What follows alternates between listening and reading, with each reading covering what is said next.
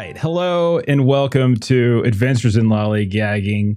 We are playing Wandering Second Edition tonight. Apologies for the technical issues there, but I think we're all squared away. We are continuing, as I said, Waking of Angmar. We are 53, 54, something like that. And we ended last session on a cliffhanger, sort of, on a riverboat mystery, as we were chasing down a random blue-green light in the distance. What they don't know, what I warned Melissa, is that a TPK is on the table today. TPK is on the table, which a couple people I think in chat has already predicted. So that's then again, everyone predicts that like every week. So we'll see.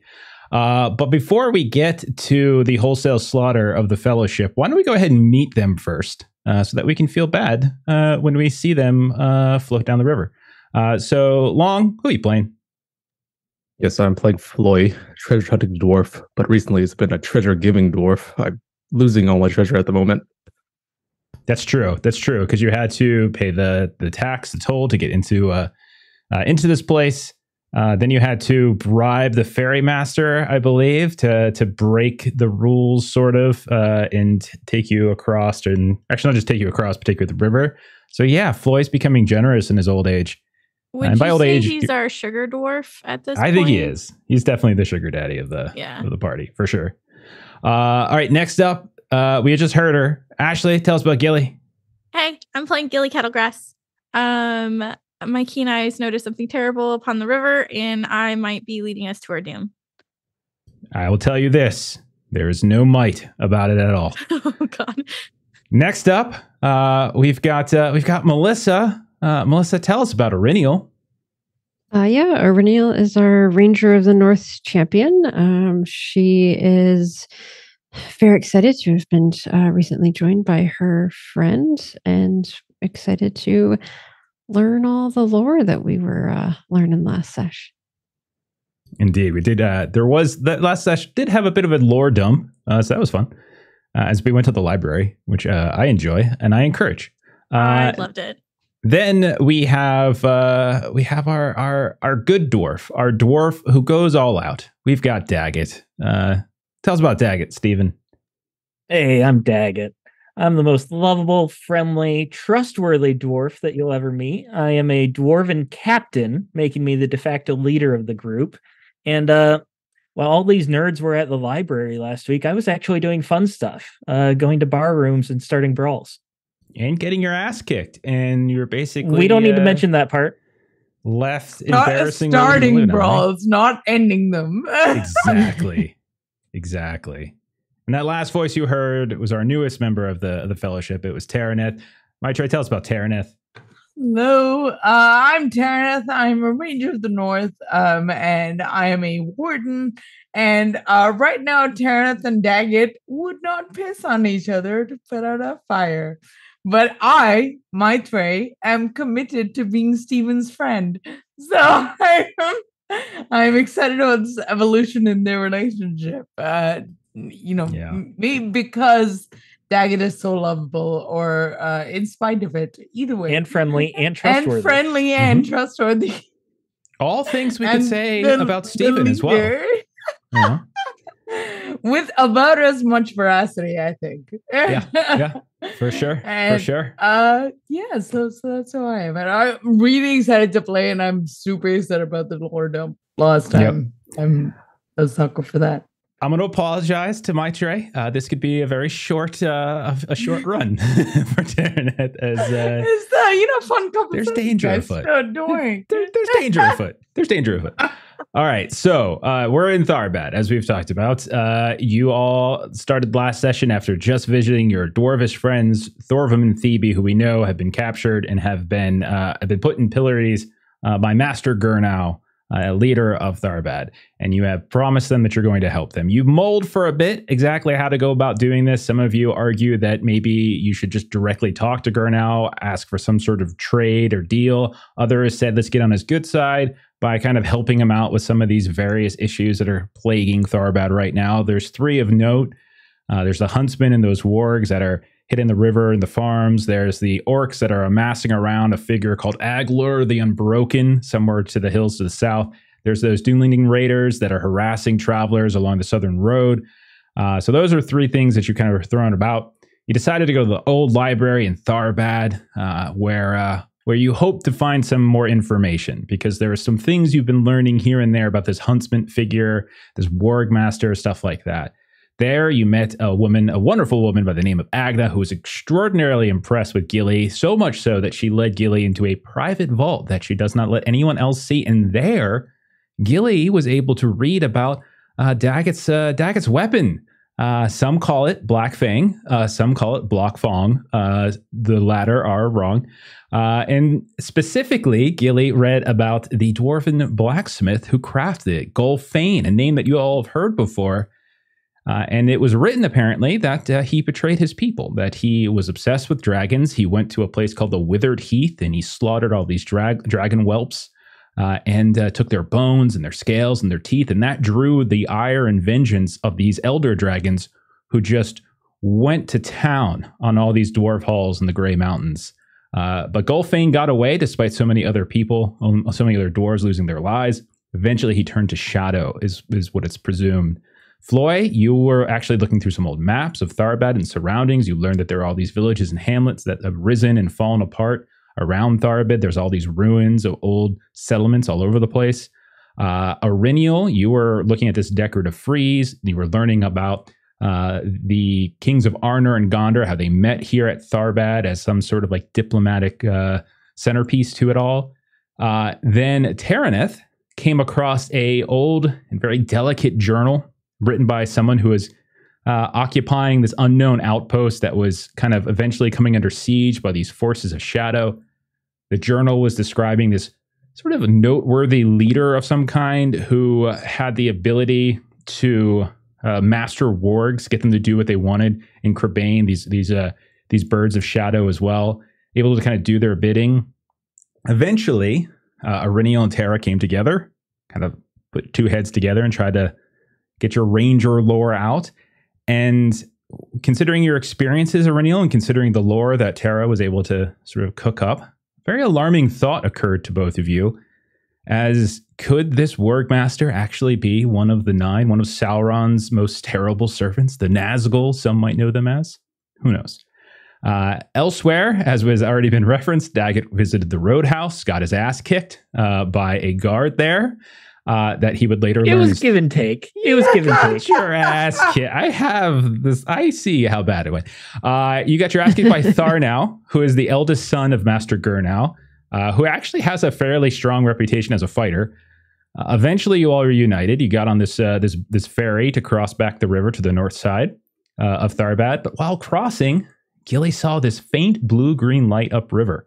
A blue-green light that you've now associated with this dark boat and ashen sails that you've heard stories about and even briefly seen yourselves, with the exception of Terra, probably.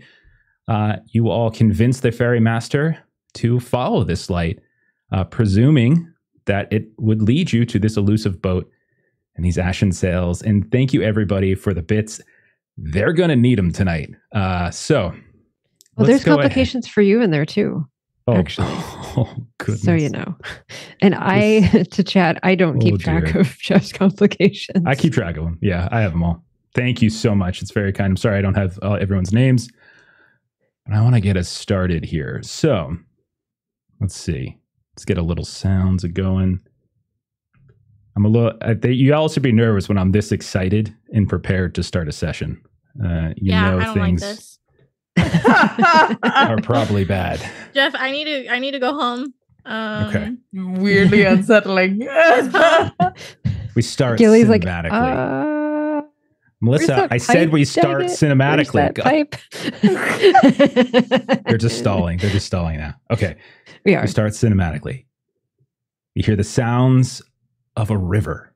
Okay. That's it. Just black and the sounds of a river behind there, kind of starting to slowly get louder and louder, water sloshing, this intermittent cries of like night fowl and insects in the marshes that kind of are nearby to the south and the east. We hear, and maybe you all even fear this noticeable breeze that actually is surprisingly cool considering the time of year. We fade in. We're on a ferry in the middle of the Grey Flood River. Gilly, you sit on the bow keen eyes are peering ahead at this flickering blue-green light. Behind her, the rest of the fellowship are huddled around her lantern, which is hung from this wooden shaft that's affixed to the boat. The ferrymaster stands at the stern. He's stabbing his punt pole deeper into the water and pushing, temporarily scattering these swarms of eels that have been kind of following you this whole time. Clouds overhead are muting the starlight, so it's very, very dark aside from the lantern. And this darkness just seems to sort of thicken like a shroud around all of you. The past few minutes, Gilly, you've noticed the blue-green light isn't actually moving anymore. And in fact, it's actually growing incrementally larger. You've been at this for maybe an hour so far on the river. You think the boat has finally come to a stop, but you're still about a half mile away. So I'm going to turn it over to you all.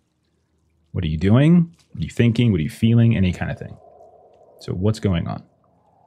This entire time has the light appeared at all? Or is it only something Gilly could still see? Eventually, as you guys caught up here and there in time, eventually you did, the rest of you were able to kind of see it. Yes. The ferrymaster having any kind of reaction? Is who having what kind of reaction? I'm sorry. Ferry? The ferrymaster, he is just doing his job. He knows he's getting paid. Every now and then you hear him kind of mutter, I think I'm not getting paid enough for this. And you can tell that he's getting a little nervous too. Sure. You hear like it's eerily quiet, but those intermittent sounds like almost kind of cause you to like jerk your head to the right or to the left.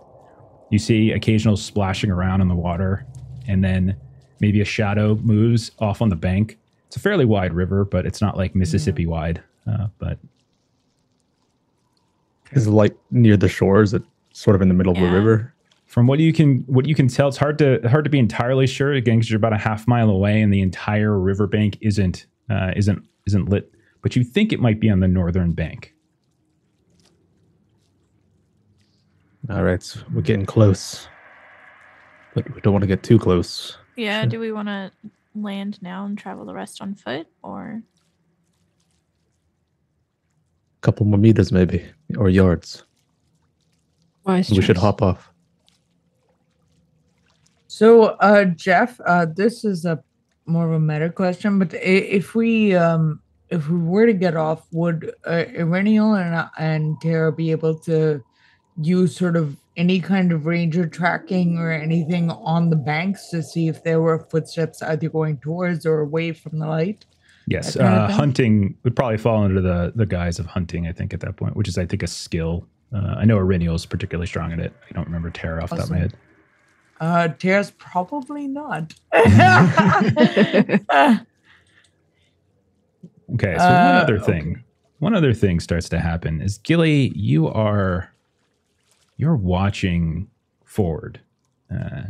You hear this sloshing of the water, and it kind of gets you in a little bit of a daze. A little bit, you kind of feel your eyelids start to grow a little heavy, and then you're kind of brought back to the sound of a very familiar series of sort of cracks, these icy cracks.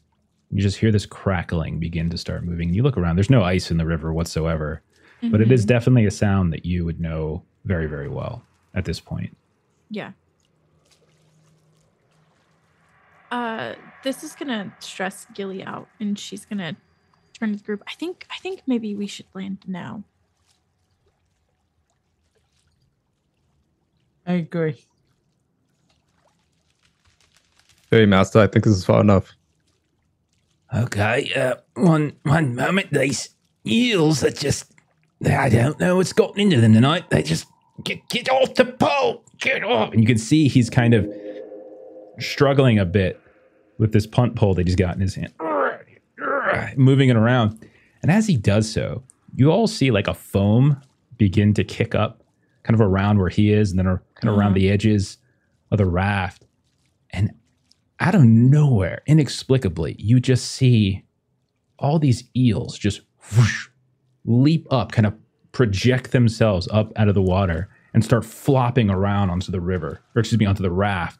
Some of them are kind of biting at your feet, at your shoes. Some of them are kind of clinging to the bits of cloth they can grab him, they can kind of grab onto. First it's 2, then it's 5, then it's 10, and like you can just feel these kind of greasy, long kind of, and you think black or inky colored, just kind of swarming around on top of the boat itself. He's like, what is this? This ain't right. And he's kind of freaking out, the ferry master. Everybody roll a valor test. So Maitre, what you do when you roll a valor test, if you look at the top of your sheet, you will see a valor score. So yours is 2. So you roll 1d12 and then 2d6s. Okay. And your target Give me number, the total. and the target number will be your strength score, right, everyone? Strength? Maybe it's hard. I think it's heart for Sorry, valor. heart. Alright. Yeah, because wits is wisdom. Yeah. Okay, so you're And looking. I'm looking for my total of all Yeah, so three? the total, and you're looking for a target number of 13. Okay. Erniel It's passed. Insane start with a Gandhi extraordinary. Okay. That's amazing. Wow. Okay. I got a great Daggett success. failed.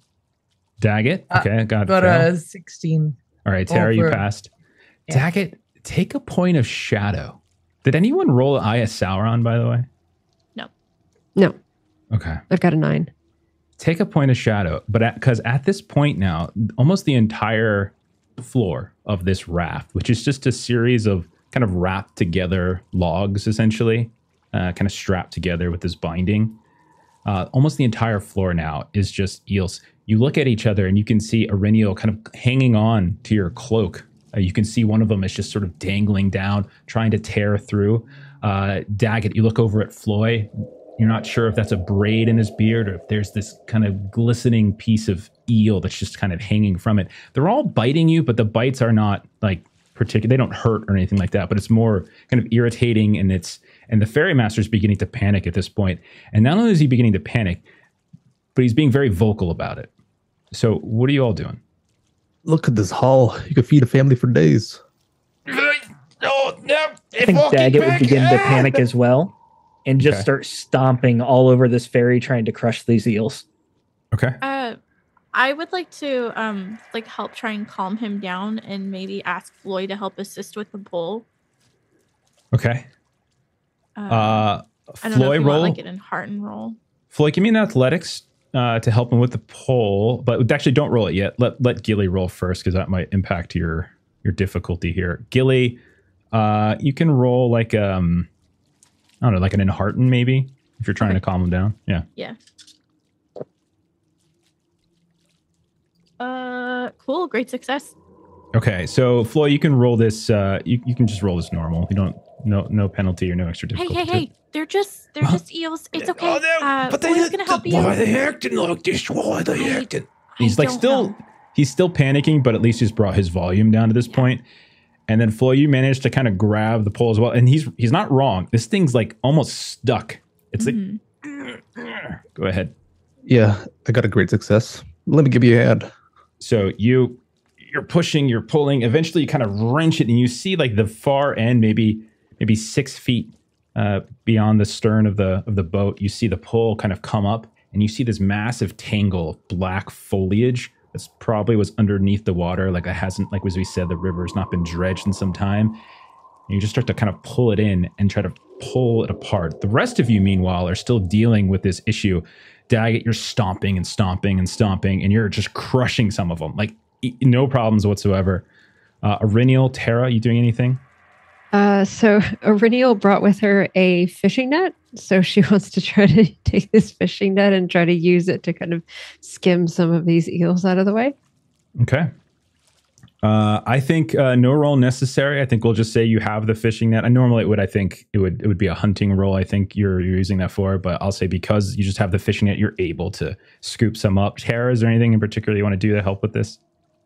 I will help Erniel with the fishing net. If she doesn't need help, then I'm going to mimic what Daggett's doing and just Okay. kind of stomp and kick the eel off. Okay. Now, so between everyone's efforts, you can see either the eel are starting to either be collected in this net, cast off the side, or just smashed entirely underneath Boot. And you also see that Floyd and the Ferrymaster have been able to kind of unstick that sort of punt pole, and they are starting to detach all that tangled mess from it. Gilly, you've managed to calm him down as well. But Gilly, you hear that crackling sound. It just gets louder and louder and louder. And then you feel it's been a relatively smooth ride thus far. But then you kind of suddenly feel as if you're growing taller. And you look down, and where Daggett has been smashing with his boots, and where the eels have been biting, they haven't just been biting you, but they've been biting those like kind of connective ropes that are used to bind all of these planks together. They're starting to unravel. And you're seeing that Daggett smashes his foot down on the bow of the boat. And you can see where you're standing, the same plank on the stern suddenly goes up in the air. And you see it tears through this binding. And now the raft is kind of threatening to sort of pull apart at this point. And you're seeing seeping up between the splitting planks, you see more of these just honestly hideous looking eel faces. Like they look with these tiny little, almost like teeth, you're not sure exactly, showing up at you as they pop out of that black water. What do you want to do, Gilly? Gilly is going to take out her rope with hook and try and help hold this stuff together as well as she can, while yelling at Daggett and Terraneth to stop stomping. Okay. Gilly, you can roll, we'll say athletics. Or I'll give you craft, I guess, if you want. Oh, that's right. I'm shooting for athletics.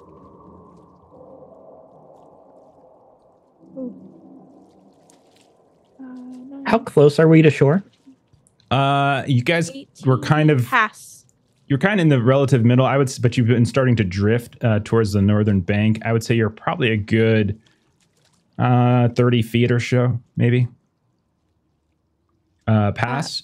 Yeah, Gilly, you kind of go ahead and hook your rope on one side. You come to the other and you like kind of wrap it around like the far end, and you're just sort of holding it down, shouting at Daggett and Tara not to stomp anymore. And at that point, I would say Daggett, Tara, you both see what she means, and then it's just a matter of kind of sweeping these eels off at that point. You can still feel that the raft is coming apart. Like it is definitely coming apart. It will need some attention if it's going to make the trip back to Tharbad.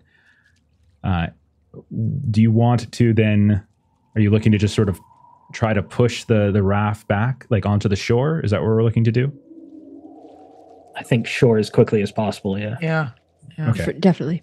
With all of your successes, everything that you've done, you're able to clear that, the pole of that tangle, and then he puts it back in, and he's wondering, There's no way Garnell's not going to notice that the ferry's splitting apart now. Oh, so this is going to cost you even more, dwarf. As the two of you, like together, are kind of pushing back, and he's like right in your face, like leaning down, saying that to you, but he can tell he's terrified right now. We will put your ferry back together. So after a few moments, you're able to push to the shore. I would say you're still roughly half a mile away from where you last saw the light. You're on the northern bank of the river, which is the same bank you think is the light, depending on bends, of course. What would you like to do? Daggett immediately jumps off the raft onto shore. And after getting a few steps on dry land, he would like try to turn around and they can throw me a rope and I'll pull it. But he would be panicking enough that he wants off the boat. So you see Daggett hop down in the water a bit, right? Like your boots, like to the point where you're not going to sink or anything, but you hop down a little bit early. And you can see it's like right where you hop, there's still more of these eels and they're swarming around you. You can feel them biting here and there. Most of the time it's on your armor or it's on the heavy parts of your boots. And so it's not getting through, but some of them do. And it feels like a sharp pinch. It's not enough to actually do damage, but you can feel it and it hurts here and there and it hurts here and there. But eventually, Daggett, you do make it to shore and you just see like 5 or 6 of these things are attached to you and you have to like rip them off and throw them off to the side. Is there any way to get a sense about whether they are like these are just eels being eels, or are they coming after us pointedly and specifically? I'll say you can roll maybe a riddle test here. Seems like the type of thing is it's about kind of maybe problem solving. Sure. With all these different bits of info that you might have floating around. I have nothing in riddles, so what do I roll? So you just roll a d12, and if you have no extra points, we do have and audience dice. We are flush in audience dice. So okay, well, can I grab a couple? One or two of those? Yeah. Those are d6s, right? They are. Yeah. So if you take two, then you roll. Then you roll a d12 and then two d6s, and then you compare it to your wits score, or your target number. Okay. That is that's a failure. Okay. 13 under 18. Hard to say specifically. You're probably not, I'm not sure if fishing is in your background, but you're not entirely sure. Clearly, at the very least, something is disturbing them. Whether or not they're being controlled or sort of pushed to do these things, or whether they're just sort of panicking in some way or mistaking you all for something else. It's hard to say specifically. But this is definitely abnormal behavior. That is certainly true. Got it. Thank you. Is the boat in a good enough condition to return? Someone's going to need to effectively do repairs, which is going to be not just a craft test, but some time. It's a piece then of I'll make together. sure. Yeah, I'll make sure you can get back with a quick repair. Okay, it's not a quick. It's going to be time, meaning you're going to spend... whatever time's needed to get back. Okay. So, but I want to make it clear, though, if you do this, it means you're waiting around while the rest of them are investigating the light. Yeah, I can catch up if they move ahead. Oh, hours? I wouldn't say hours, at least maybe 30 minutes, half an hour or so. It's about a half a mile away. They're going to be able to get there relatively quickly. It's not that far away. It's the dark and you're trying to be careful, but even still, they could probably get there in 10 minutes or so, 15 minutes, if they're moving carefully and hunting in the dark. So you're going to be behind. Slowly. I can double up and possibly catch up. I hear what you're saying, but I'll just put it this way. You're going to be well behind them when they arrive. You're going to be 15, 20 minutes, and that could be all the difference in what you might find. Combat rounds go quick. If I stayed with Floyd to help, would that make it go faster? Yes. I would say if two people are working on it, that would go faster. Yeah. I'll assist. Okay. Go ahead and roll your craft test, Floyd. Take a bonus die from Daggett's help. The better you do, the quicker it'll go. Irinial, Taraneth, and Gilly, are you pushing forward without them? What do you guys think? I think we should stealth. Agreed. But move forward. Then Irinial should stay here. Who has the worst stealth? Probably Tara. Two. I have 2 pips in. So. Okay. Gilly, what do you got? I have 3 and it's favored. Okay, I'm gonna have Taraneth roll stealth here as a group stealth test, and then Irinial, I assume you're probably gonna want to hunt along the way, see if you can find any tracks, anything like that. Yep. Okay. Can I have an audience size? What's up, Gilly? Can I roll as well? Because I just wanted to see if I can trigger my art of disappearing. Yeah, that's fine. Yeah, sure. Because the Hobbit got a great success on craft.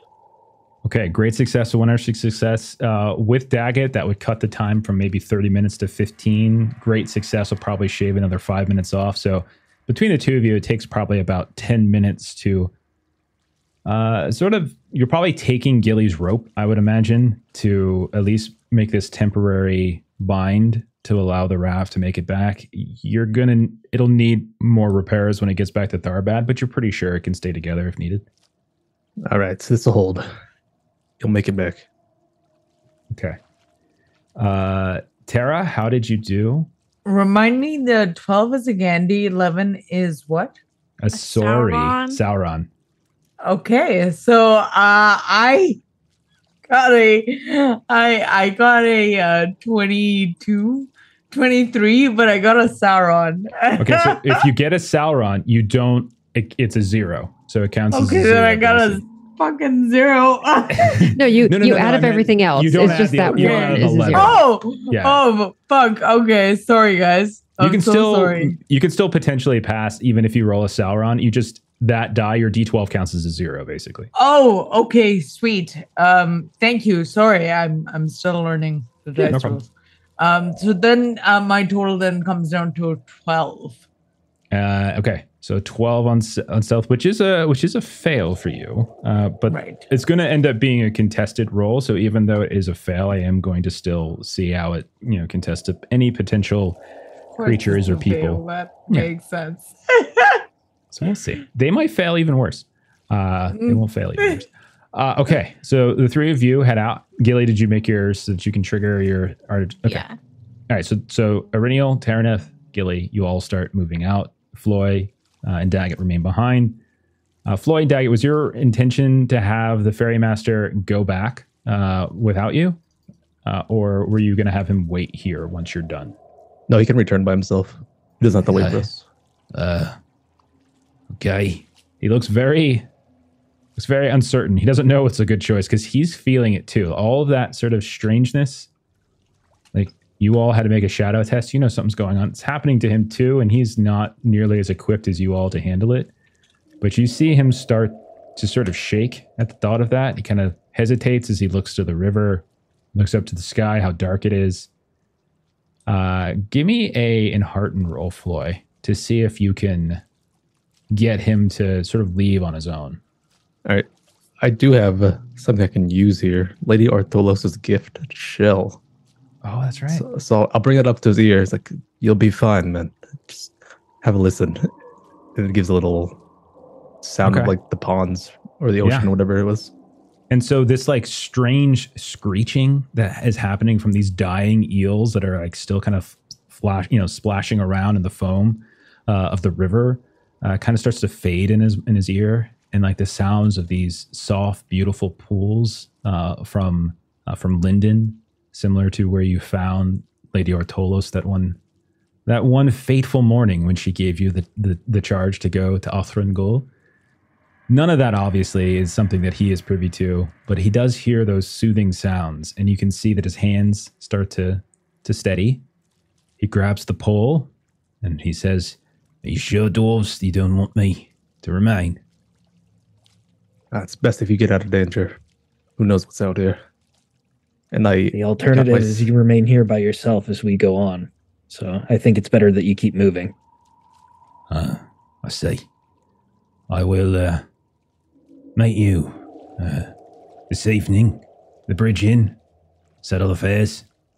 You can tell me the rest of this story, yes? Of course. We'll see you there. Be safe. You as well.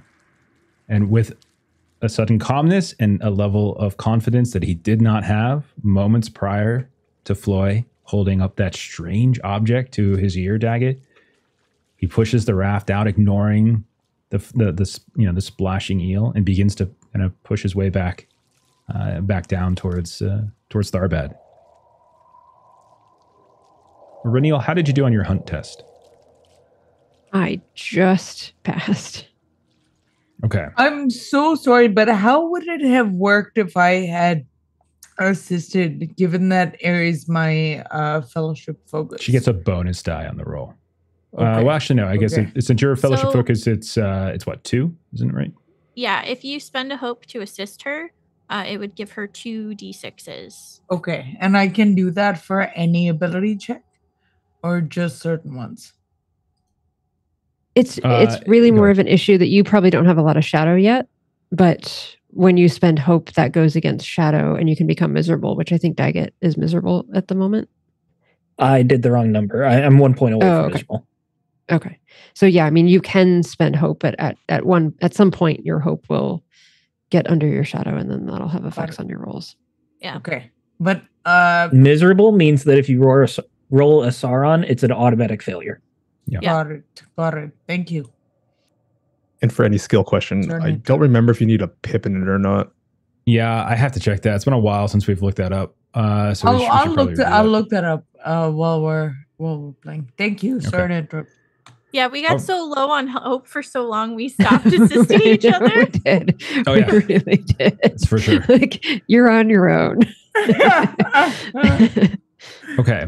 So, Irenial, you're kind of tracking Taraneth. You're trying to keep everyone kind of quiet as Irenial's like looking for tracks in the ground. Gilly, you're doing your best to sort of weave between the two of them, keeping your eyes peeled. You do still see that light again, and it still hasn't moved. You're growing closer to it, and the closer you get, quarter mile in, you're confident it's on the northern bank. You're on the right side of the river.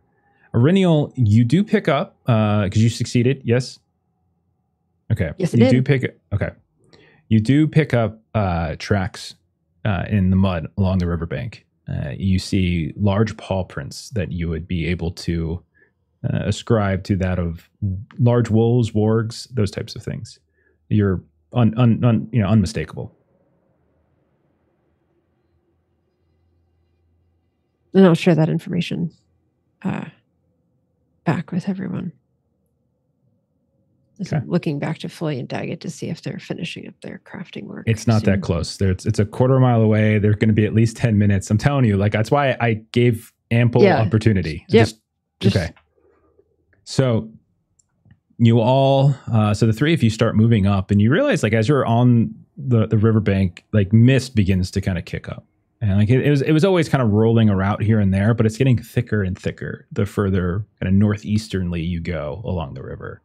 So much so that it starts to kind of be a little odd to you, and it feels very cool on your shoulders. Kind of wraps around your necks here and there, kind of around your hands, almost like it has a mind of its own. And it's the kind of mist and fog that seems to sort of swallow both sight and sound.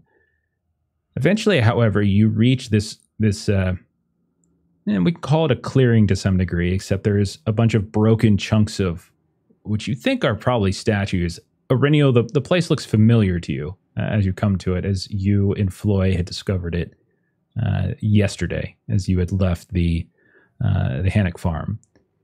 You can see that there is this rickety pier as the mist kind of rolls that's stretched out over the water.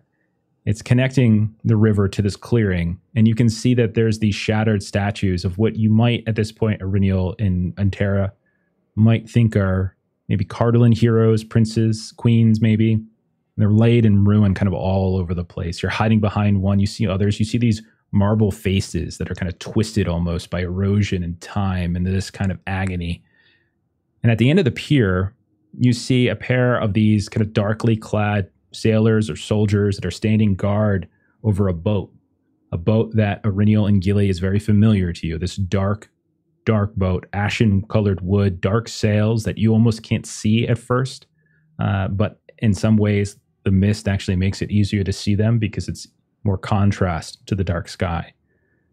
You also notice that flickering green and blue lantern, Gilly, that's kind of hanging down from a beam on the boat itself. It's moored, you're pretty sure, fairly tightly to the pier, and the sailors kind of seem to be scanning very attentively the water and the shore. You would imagine they're also struggling with the mist as well. You also notice a pack of wargs on the riverbank, and you think they're feasting on some kind of carcass. And occasionally, I'm going to put you all at about, say, 50 yards maybe away.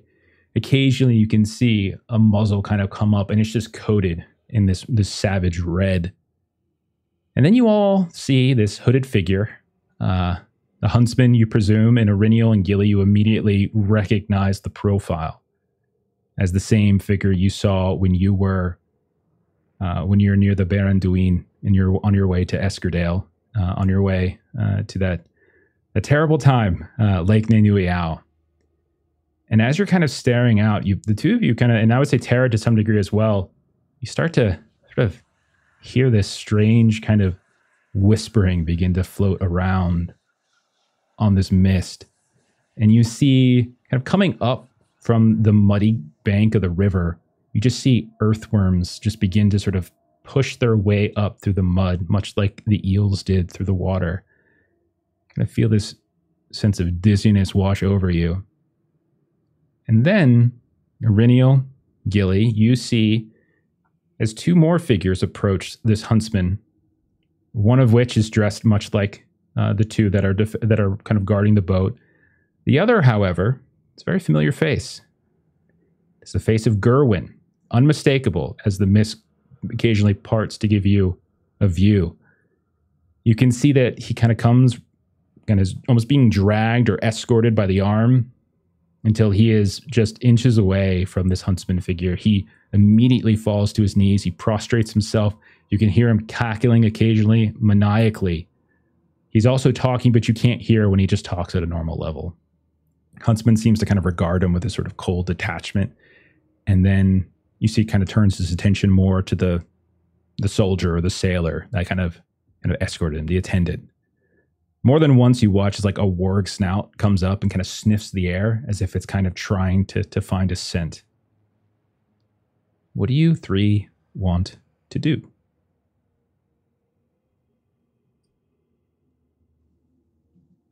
There's lots of silent, just like nudging and like counting and pointing. And I think Aurenia would probably want to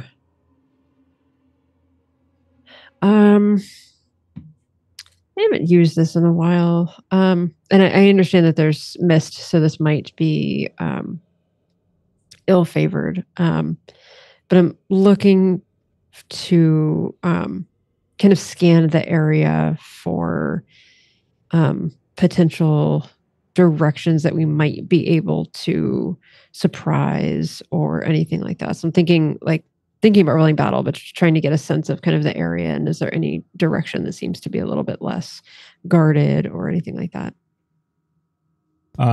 You can roll if you like. You can roll battle. You can roll an awareness just to kind of see if there's any other things that you don't see currently. It's kind of up to you. I'm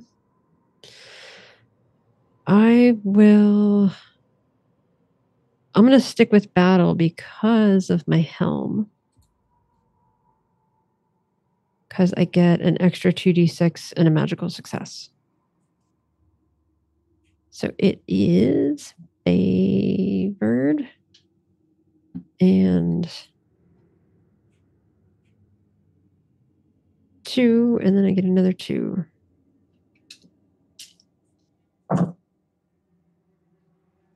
So that is just the magical success. I don't get anything else. Okay, so you do notice that there are chunks of stone and rock on the like a little further north of the pier that you might be able to use as kind of cover or to cover your flanks or your sides so you're not surrounded. You are certainly outnumbered. That might be the only real advantage. Might even be high ground potentially for Gilly. She could scramble up one of these chunks of stone to maybe fire off a bow. However, as you are kind of peeking around, you kind of maybe slink from one giant chunk of stone to another. You are kind of near this large undergrowth. This what looks like a fallen tree almost has fallen to the ground. As you're peering up, trying to get a sense of how difficult it will be for you to lift Gilly up or for Gilly to climb herself. Renil, you hear a rustling in that brush, and then you hear a snarl as when you turn around, you see the glowing eyes and the contorted, horrible face of a warg. And we are unfortunately going to enter in as they did in fact notice you. So I will. Aurenia makes no sound. Melissa, though, feels unfair. All right. I just want to remember when Daggett and Floyd get there and find all your dead bodies. Combat goes real fast. 5-6 chances. So no. This is super not your fault. Daggett one hit killed a warg. I'm sure they're not that dangerous, guys. They're probably fine. Right, Highly trained military wargs are probably so much easier than normal wargs. We got this. Ooh, awesome map. Do have a map ready. I'm getting it set up for stream here. So let me bring this up. What? Okay, fine. I won't show There's it. already That's blood okay. on the ground. That's where they're I see devouring the blood. carcass. How dare you? Yeah, don't worry. There's going to be a lot more shortly. All right, let me move that over a little bit. This See just if I can get. feels rude and like overkill, frankly. Okay, so let me walk you through the map a little bit so that you can kind of see the stuff that I was describing and what it looks like. So obviously we see there's the boat at the end of the pier off to the south there. We see the rickety pier itself. The huntsman here is at the kind of the start of where the pier is. Gerwin is right in front of him, kind of prostrated on the ground, cackling. And you also see this other soldierly figure. There's a group of wargs and a little bit further eastward. But then there's this one that has now, who was kind of doing a patrol around, looking for anything, has discovered a Rinial near this kind of larger chunk of stone, which you imagine is this kind of residue, ruin of these old kind of cartellin statues that are just kind of broken into heap. So we are going to hop into initiative. So before we get started, I'm really sorry. This is my first time doing combat with this system, No worries. so I'll probably have more questions than I ought to at this point. Totally fine. So I'm sorry if I hold things up preemptively. If you look in the journal section of Foundry, in the rules and resources folder, there is a combat handout that Melissa was saying. cooked up that'll help you. Thank you. So, unfortunately, you are unable to stealth up and surprise them. So there will be no surprise. So you're not going to get any kind of impact there.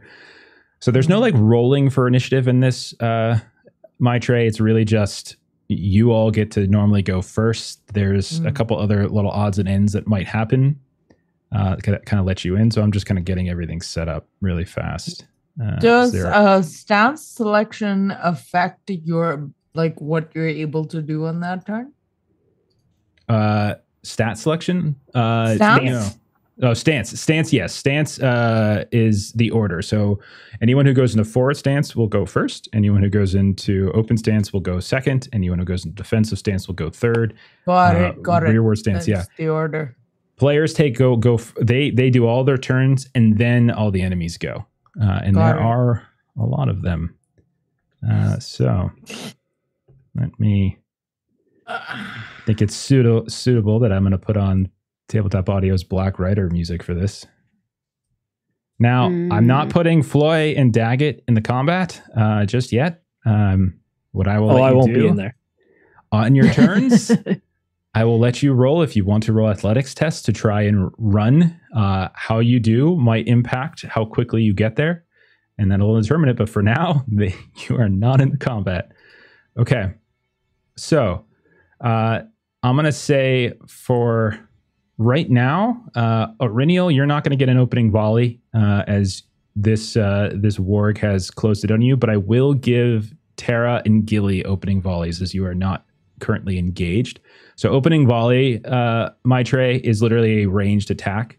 If you have a ranged weapon like a bow that you want to just do a quick fire as you close in, or if you have so if you want to just fire a shot off at something, that's what you can do here before we actually get into the rounds of combat. So okay. So sorry, go ahead. Are we only engaged currently with this one warg? Do we have the chance to potentially put it down before the rest are alerted? Oh, they're aware of you. You can see everyone's head is kind of turned, and you can see even the huntsman's head is kind of turned and is looking at you without any issues. Yeah, you're in a bit of trouble. I will say any ranged attack is going to have a -1 penalty die due to this fog. So I've got 2 pips in. We're leaving. Yeah, I've got 2 pips in bow. What do I roll at that point? Okay, so then it's the same thing like a skill roll. You always roll a d12, and then you get a number of d6s equal to your pips. So if you have 2 in bow, you're rolling a d12 plus 2d6. Okay. All right. So I'll give you 2 a chance to do your thing. I got an 18.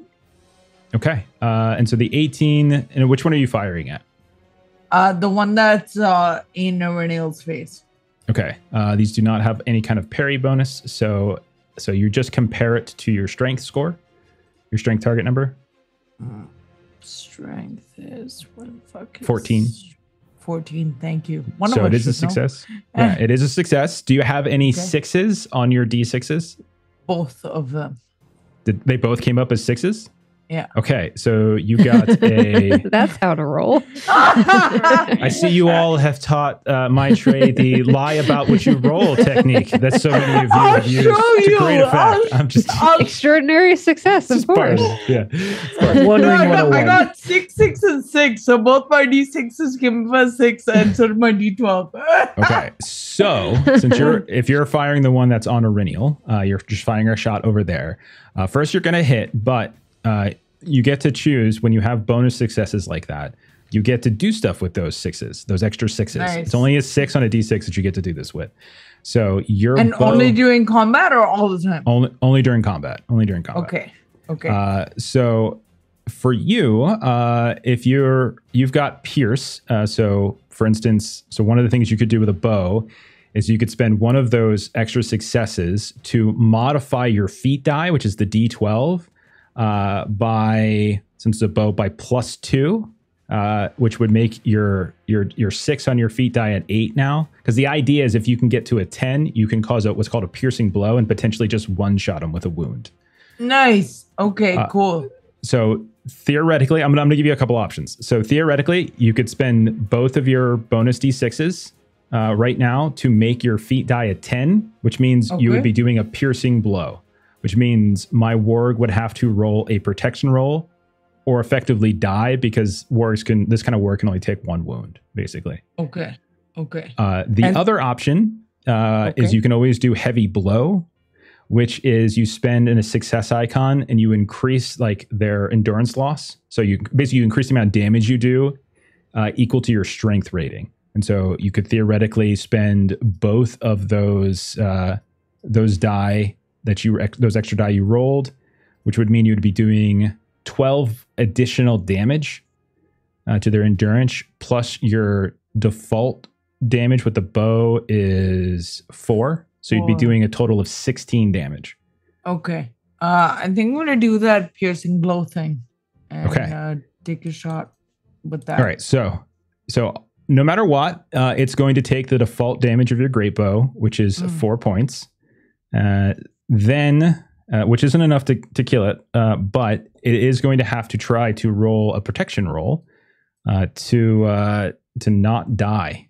So I'm going to burn a hate from this creature to get an extra D6 on my protection roll, and it still only gives me 2. So then, okay. All right. Well, I rolled a Gandhi, and so I rolled a total of an 8. So now my target number for this, my tray, is the injury rating on your weapon, which is also on your sheet. So for a great bow, the injury rating is a 16. So I have to hit 16. If I don't, I'm wounded. And I rolled an 8. So you kill it in 1 shot. Yes. Nice. So describe how it looks.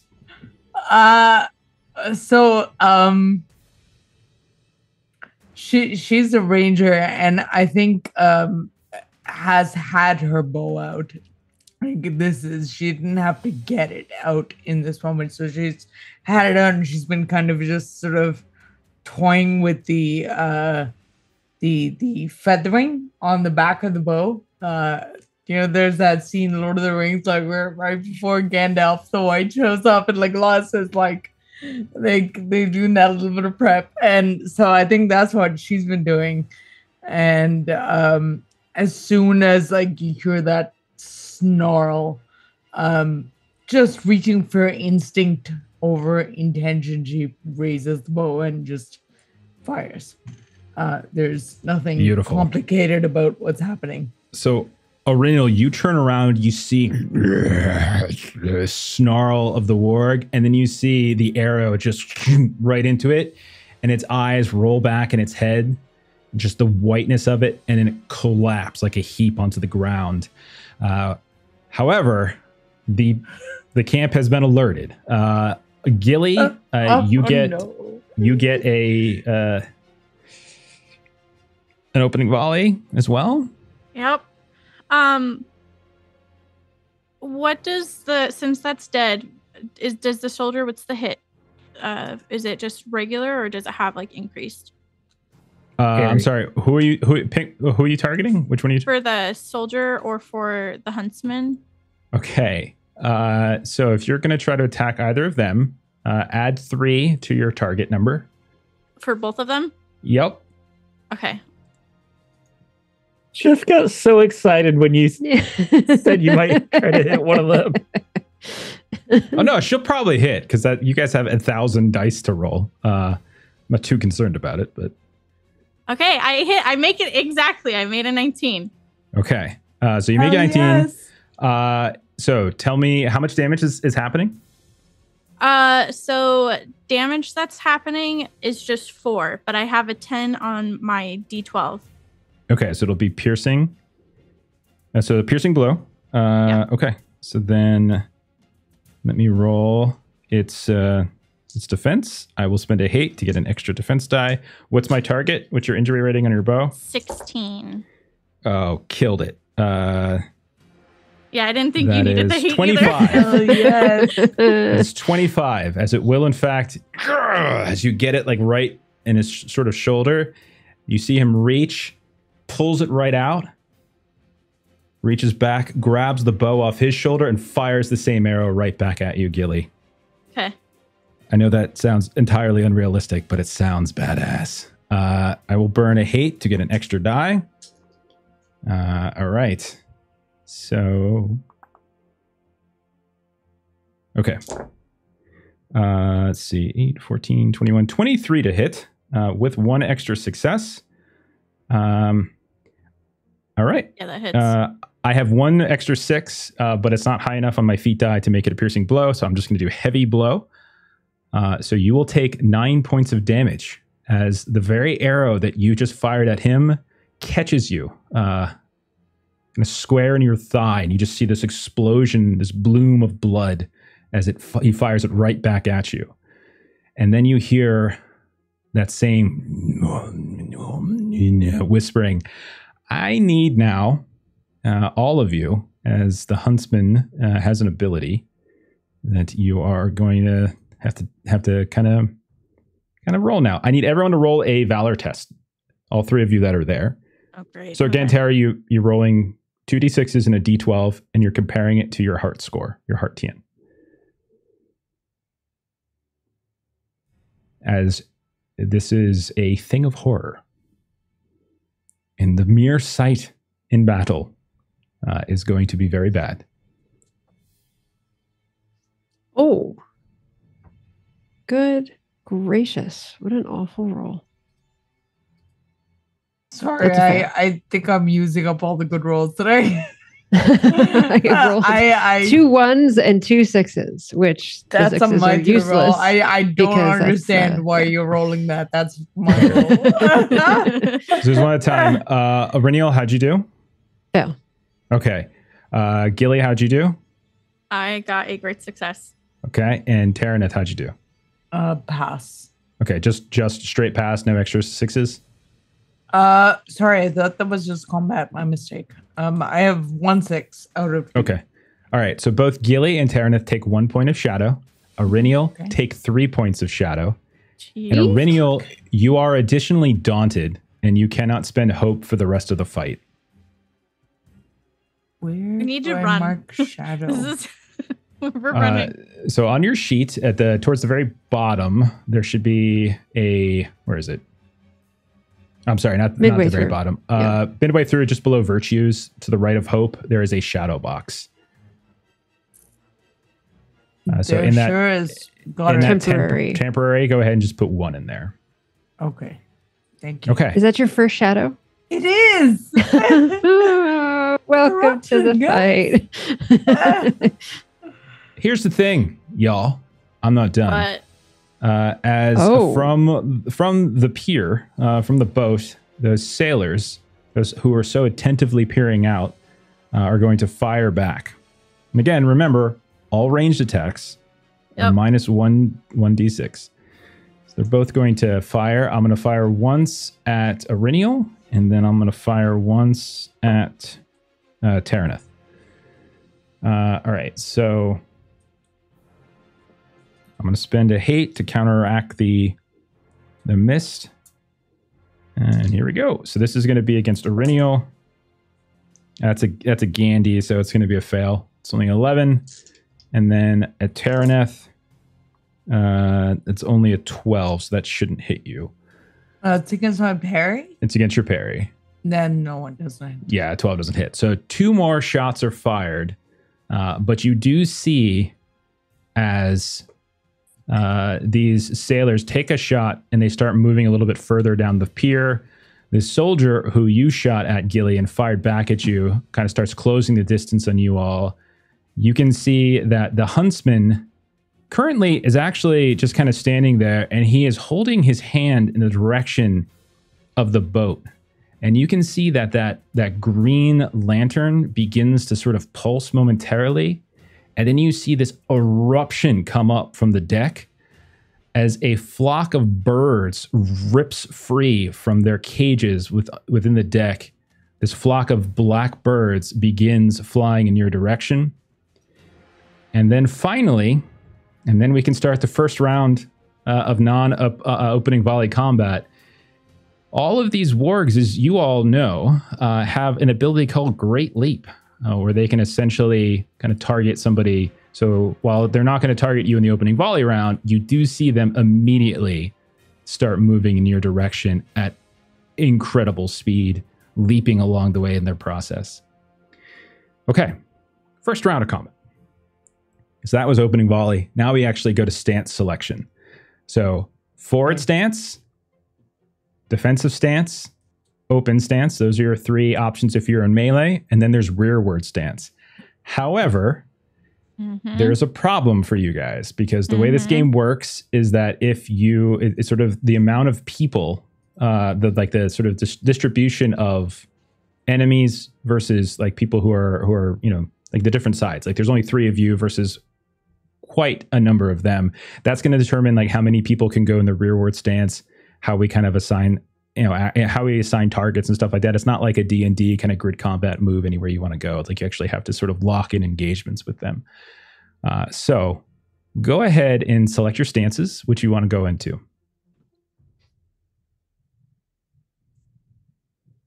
Forgetting how we make sure that we're ready to select stances, because I'm not. Oh yeah, I'm sorry. I gotta do the beginning combat stuff. All right, you should be able to do it now. Sorry. So, Maitreya, if you right click on your token on the map, it should come up with kind of a bunch of things that pop up, and on the left hand side, that's all of the combat stances. I see it. Thank you. So I selected forward. Did you see that, Jeff? Yes, it changes. Yeah, so it's now like the 2 swords crossing. So in terms of rearward, for each player in rearward, there must be 2 other adventurers in close combat. And since there's only 3 of you, only 1 of you can be in rearward. Often that's Gilly, but it doesn't always have to be if there's different reasons to do that. But is that what you're doing, Gilly? Are you in rearward, I assume? I think we need to flee. So yeah. Okay. For rearward, just to double check.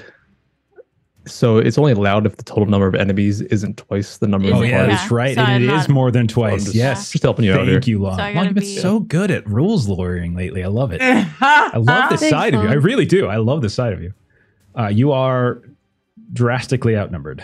4, 5, 6, 7, 8, 9. You're outnumbered 3-1, not counting the flock of Kerbane that are coming in the direction of you. So fucking run. Fly, you fools. Player heroes facing insurmountable odds and intending to leave the fight have 2 options. They can first assume a rearward stance. That's not possible. So otherwise, assume a defensive stance, rolling for their attack normally. If their attack roll is a success, they do not inflict damage, but they manage to leave the battlefield instead. So that's my vote. We need to try and make defensive stances, attacks, and GTFO. Sounds good to me. I'm just shifting tokens. Everything where the tokens are is like always kind of abstract. I'm just shifting them over so they're centered better for the stream. Sure. Okay. Okay. Can I also I will listen to be my in friend. Yeah, can I also be in defensive stance, or are we? Yes. Yeah, we can all Any be. number can be in defensive stance. Okay. We're gonna do this. We're gonna do this slow because this is a very serious combat, and it's also my choice first. So I want to make sure we're doing this right. All right. So everyone, set your stances. Appreciate that. Thank you. Okay. All of you are in defensive stance. Next step.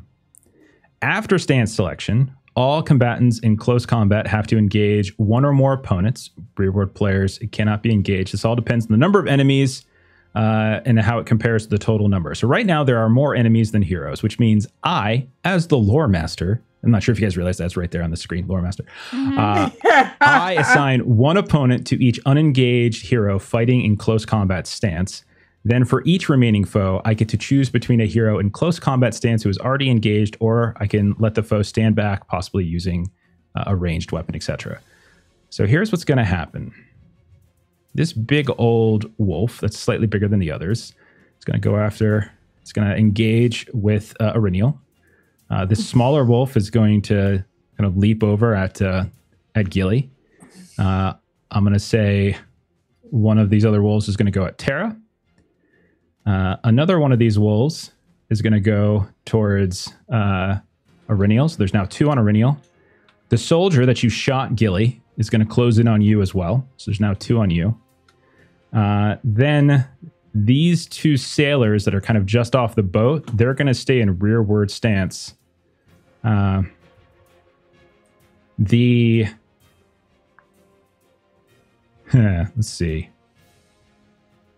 see. I got to actually roll something to see if Gerwin's going to actually engage in the fight or not. Okay. He is going to look like he's about to run up into the fight. He's got this knife, this dagger out, but he's kind of slowly, maybe you get the sense he's a fairly kind of cowardly person. And then what to do with this huntsman, right? What to do with this huntsman? I mean, you see stands, he sort of makes motions with his hands, He ponders things. He doesn't get involved. He just sort of watches and waits. I'm going to Tara's only got something. one honor. I'm going to retcon something. I don't want to put the huntsman directly on Tara on my tray in her first combat right off the bat. So I am going to I'll give you the big wolf, and then I'll have the huntsman charge at Auriniel. That's okay. That's honestly, if someone's once going you to see what this dude can do, oh no, I feel bad. One of the coolest creatures. Okay. All right. So let's see. Let me zoom in on that. Now, the other thing I would like to do is I would like to have our dwarf allies go ahead and roll athletics tests right now, and so that'll determine how well you do will determine how quickly you arrive to help. All right, Daggett. Don't worry, no. I have a pip. Please take audience dice. Please roll this at advantage. Please We're do natural things that would help sprinters. us. I learned this in Brie. Short distances. George do really well. Floyd, Take. You got favored on the roll. That was such a good callback. Take a favor. I'll take one audience die. I am going easy on the doob. You're right, Eric. 1 success. All right. How did you do, Daggett? I got an 8. I needed a 13. Okay, so Floyd, you get out in front of Daggett with 1 success. Daggett, you're lagging a little behind. Maybe the river water that you jumped into is still kind of soggy a bit in your boots and your trousers, and it's kind of slowing you down a little bit as you're running along, getting caught in the mud and such. Floyd, you get out in front. Both of you hear and see first the light of the lantern suddenly grow, and then both of you can see that eruption of black birds coming from where that light was. And the two of you know instinctively something terrible is happening. And more than, I don't know whether you know your allies have been discovered, but you certainly know something terrible is happening. Okay.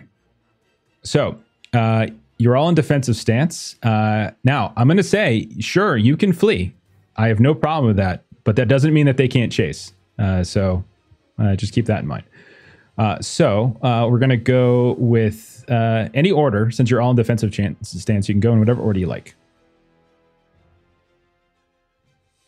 I'll go first. Okay. What are you going to try to do on your turn, Auriniel?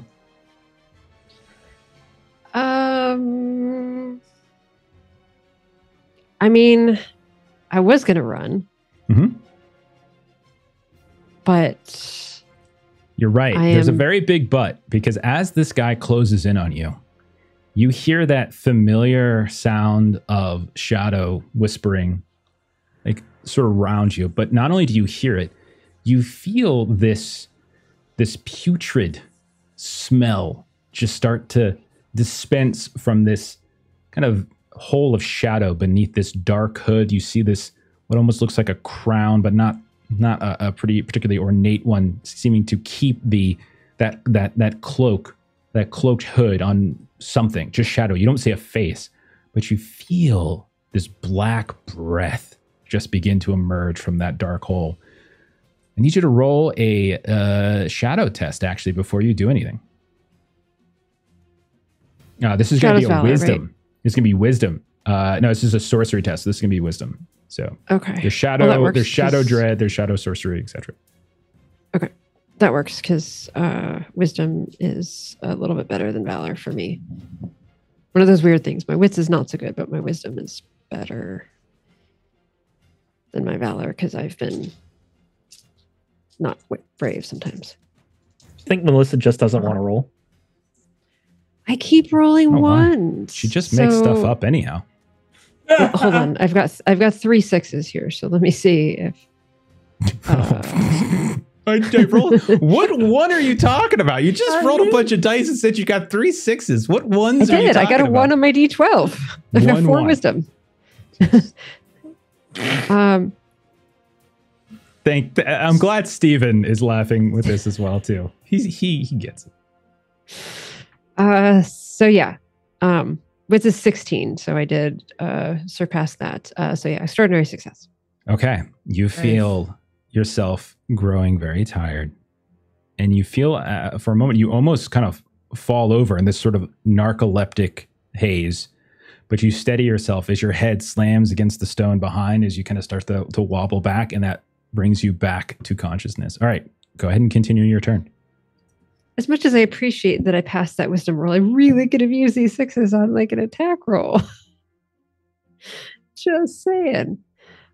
Sorry, I am looking. I think this might be our first combat that I'm using with my Nozagar, so I'm just kind of looking at what it does. It'll probably be the last one too, I'm thinking, at this rate. Well, yeah, I mean, I've got to do something with it. So is this... would you consider the huntsman undead, Jeff? Oh yeah, he's very much undead. Clarify the situation. Oh, yeah. I mean, Nazgul, if this is in fact not that I'm saying it is, but yeah, it is. If the rumors are true. They are wraiths. They're wraiths, basically. Okay. Ring wraiths, right there. Just saying out loud for that. So protection rolls would then be ill-favored against this sword. If it was already ill-favored for any reason, then the piercing blow. So if I score a piercing blow, piercing blows. Don't worry about saying that kind of stuff until that actually happens. Just roll your attack first, because you have to hit and stuff like that. Also, it's +1 to the damage rating or a bonus equal to the bearer's valor. Okay. So it's either +1 to damage or +3 for my valor. I just want to let everyone know how cool this weapon is, because it might be the last time that this thing is ever wielded. You're absolutely right. I need to get it out there in the world. All right. I am gonna swing at this thing because, I mean, this is what we're here to do, right? So everyone else can run. That's totally fine. Totally fine. I am going to take 5 for favored. You're going to have -1 on your attack for your defensive stance, -1 d6, and then minus another d6 as you are flanked and outnumbered by these 2 creatures. Okay. And as I said to Gilly, offset that with the audience dice? Yes, absolutely. Which they do often, because I hear you guys are flushing them. Got to clean that supply out. Also, remember +3 to parry, so your target number is increased by 3 as you're fighting this thing. I'm so giddy. Okay. I can't. I wasn't sure if you guys were going to pick this like this to go after first, and then you did, and I was like, oh boy. Like moths Okay. to a flame. So that is a 9 on the weapon. And it's a great success. Okay, so you succeeded with a great success. Okay. And I would like to make that a piercing blow so that the other stuff does trigger. Okay, fair enough. All right, so I actually have something for this. I need you to make a valor test. No.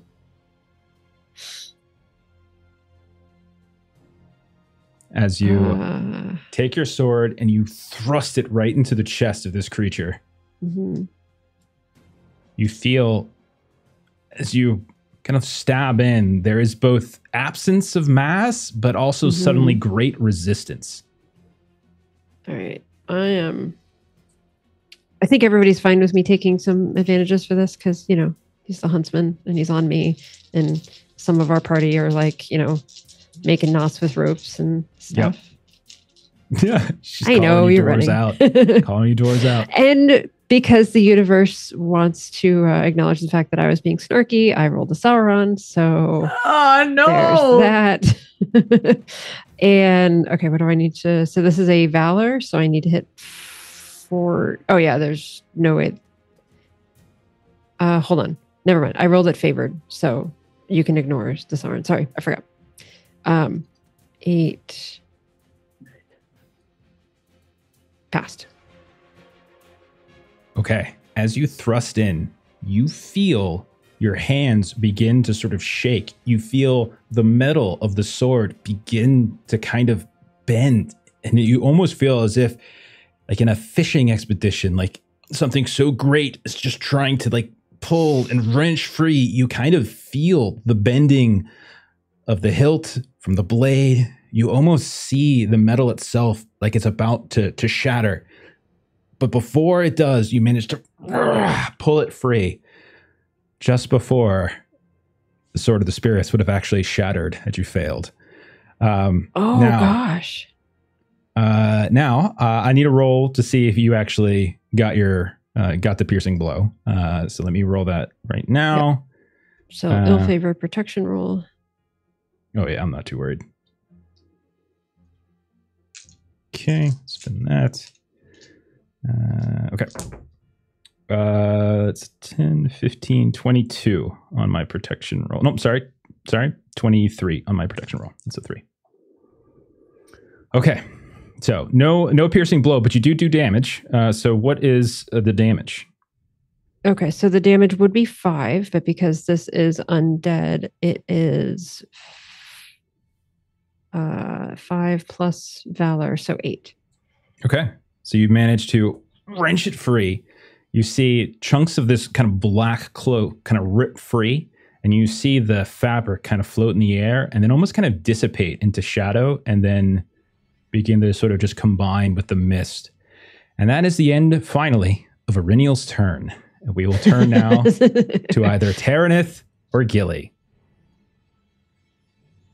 Definitely going off to Gilly. Wait, so were you in defensive stance? Was that still a successful attack? I'm not running because I've got the big guy on me. I'm not running, so I'm just hitting him. You guys can certainly run, Okay. but I've got the big guy, so I'm fighting. Well, Okay, so looks like I'm rolling, and it's close combat, so I have to like use my sword, right?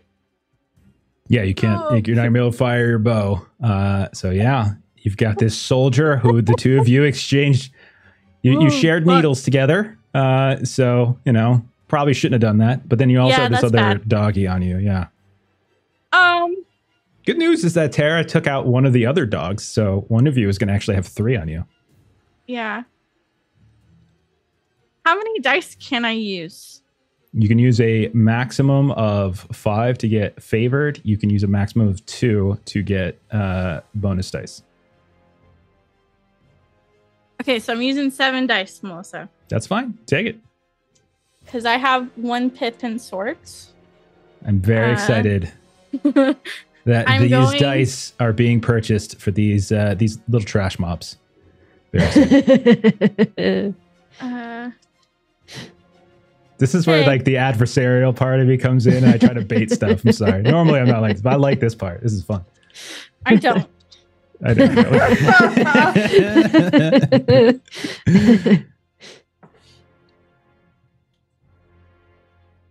Okay. Who are you targeting, by the way? You targeting the dog or are you the dog? Because I Okay. want to be able to run. All right. No extra parry bonus for the dog. Okay.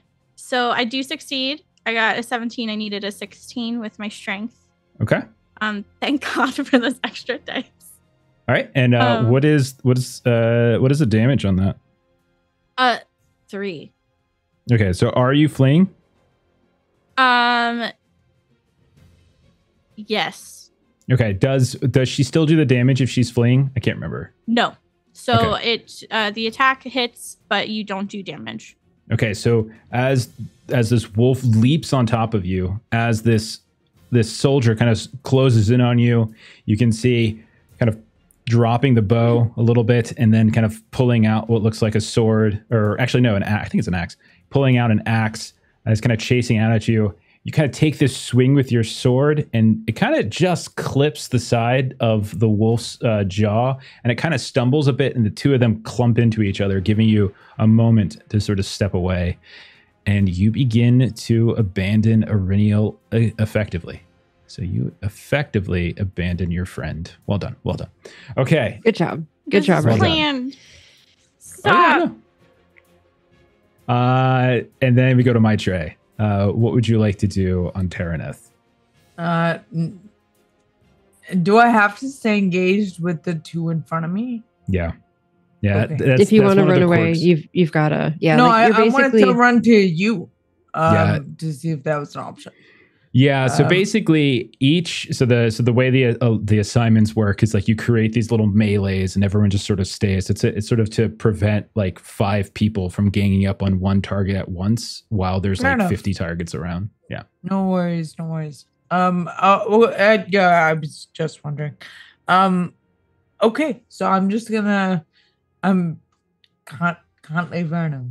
Can't leave Barry. I just can't. So I'm gonna take a swing with my. Well, Okay. maybe not a swing. So let me walk you through this roll. Using a spear. Yeah, so let me walk you through this roll. Okay, so you're in defensive stance, and so defensive stance loses a 1d6 on their attack roll by default. Okay. Plus, you're outnumbered. You have 2 wolves on you, so you're going to lose a second. So normally, because you're using a spear, you would be using 3d6s, but because you have these 2 penalties, you're down to 1d6. So you roll a d12 and a d6. Obviously, if you want to purchase anything from the audience, that's you're welcome to do that as well. But right now, before any sort of extra audience dice, it's 1d12 and 1d6 that you're rolling. Okay. And can you remind me what the audience size purchases are? So because I definitely am going to use those. So we have essentially, I call them boosts. You take 1 boost, you get 1d6. You take 2 boosts, you get 2d6. You take 5 boosts, you can roll your attack at favored, which means you roll 2 feat die and take the better. Do we have enough for me to do favor? Yes. Yes. Okay. Yes. We have a very generous audience. Okay, Yes. then I'm gonna roll at favored. Okay. And use whatever. I would that recommend means. you probably take an extra die as well, just to be sure.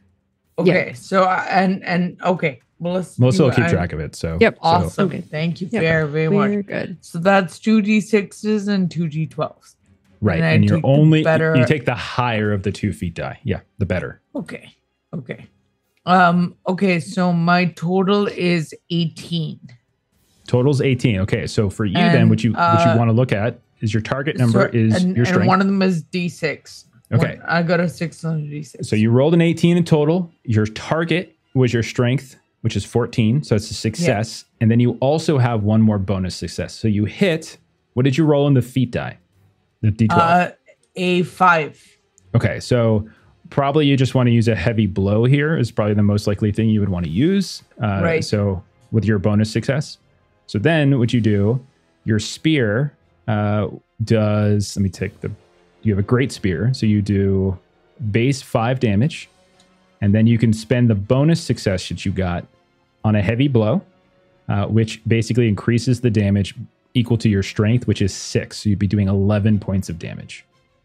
Okay. Hey. Nice. Nice. Okay, now I will say there's these two wolves. They're of different sizes. One of them looks bigger. We'll call it an alpha. So and you can see the token is slightly bigger. Were you targeting Yes. the alpha, or were you targeting the regular one? I'm targeting the alpha. Okay, so 11 points of damage, not enough to kill it, but you do a significant amount of harm as the spear just grinds right into its rib cage. You hear it kind of howl, and it's almost hyena-like, whine. Okay. And that is your turn. Okay. Okay. Thanks so much, And now everybody. it's their turn. All right. Now it's my turn. And then you're changing Okay. the plan. So, Okay, run, Ashley- Gilly, just run. You were so high pitched that Zoom didn't even let you talk. Yeah, I'm stressed. I really should be. I told you TPK was on the table. I wasn't kidding. Okay. So, so I'm just going to go. Let's see. I'm going to start with Tara. I'm going to go bottom to top. So we got, because I have the wolf stuff open right now. Sure. So let me go from there. So the wolf, the larger of the two wolves, is going to lunge out at you and try to bite you. It's going to, as you kind of pull back the spear, it's going to take that opportunity to sort of lunge forward and see if it can get to you. Okay. You're in defensive stance, so it gets -1 on its attack roll, but I will spend a hate to essentially get it back. Oh no. Okay. That is a total of 15 to hit. What's your 16 parry? is my parry. 16. And it misses. So even though it's going after you, Amazing. manage to take like the butt of the spear just the last second to cast its lunge aside. And so the larger wolf misses. The other wolf on you Yes. will try to take your momentary distracting by this wolf, and it will go. I will also spend a hate to increase my dice size. That's much better. That's a Sauron. So it's gonna hit. Uh-oh.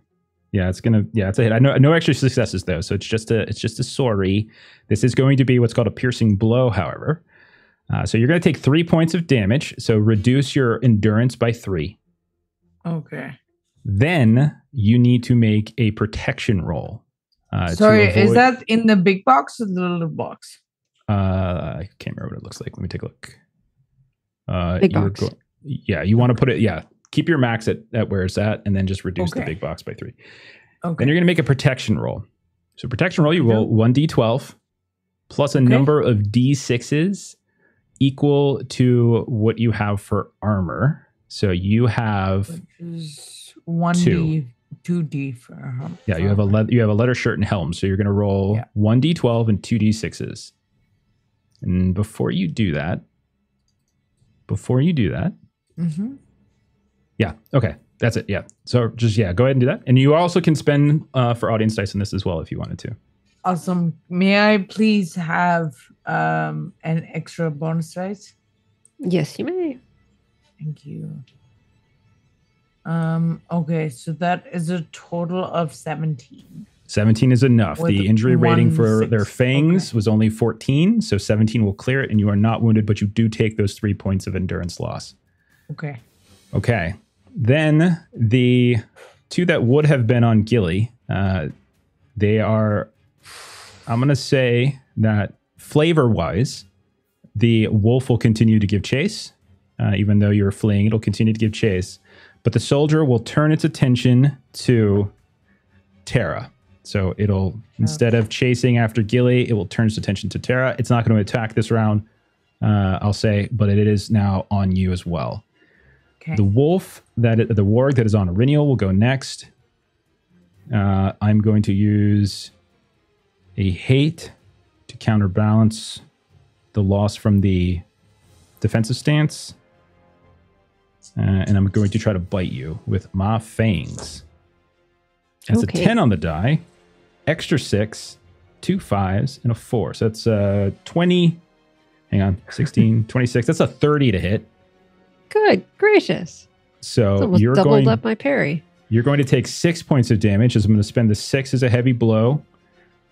Base damage of 3, attribute level is 3, so you take 6 points of damage to your endurance, and then roll a protection roll, as the 10 will be a piercing blow. All right, so I've got I'm gonna kill her with the wolf before I even get to the huntsman.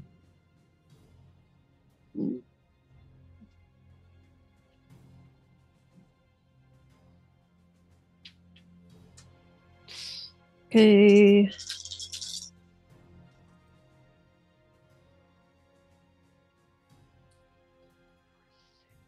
No, that's a fail.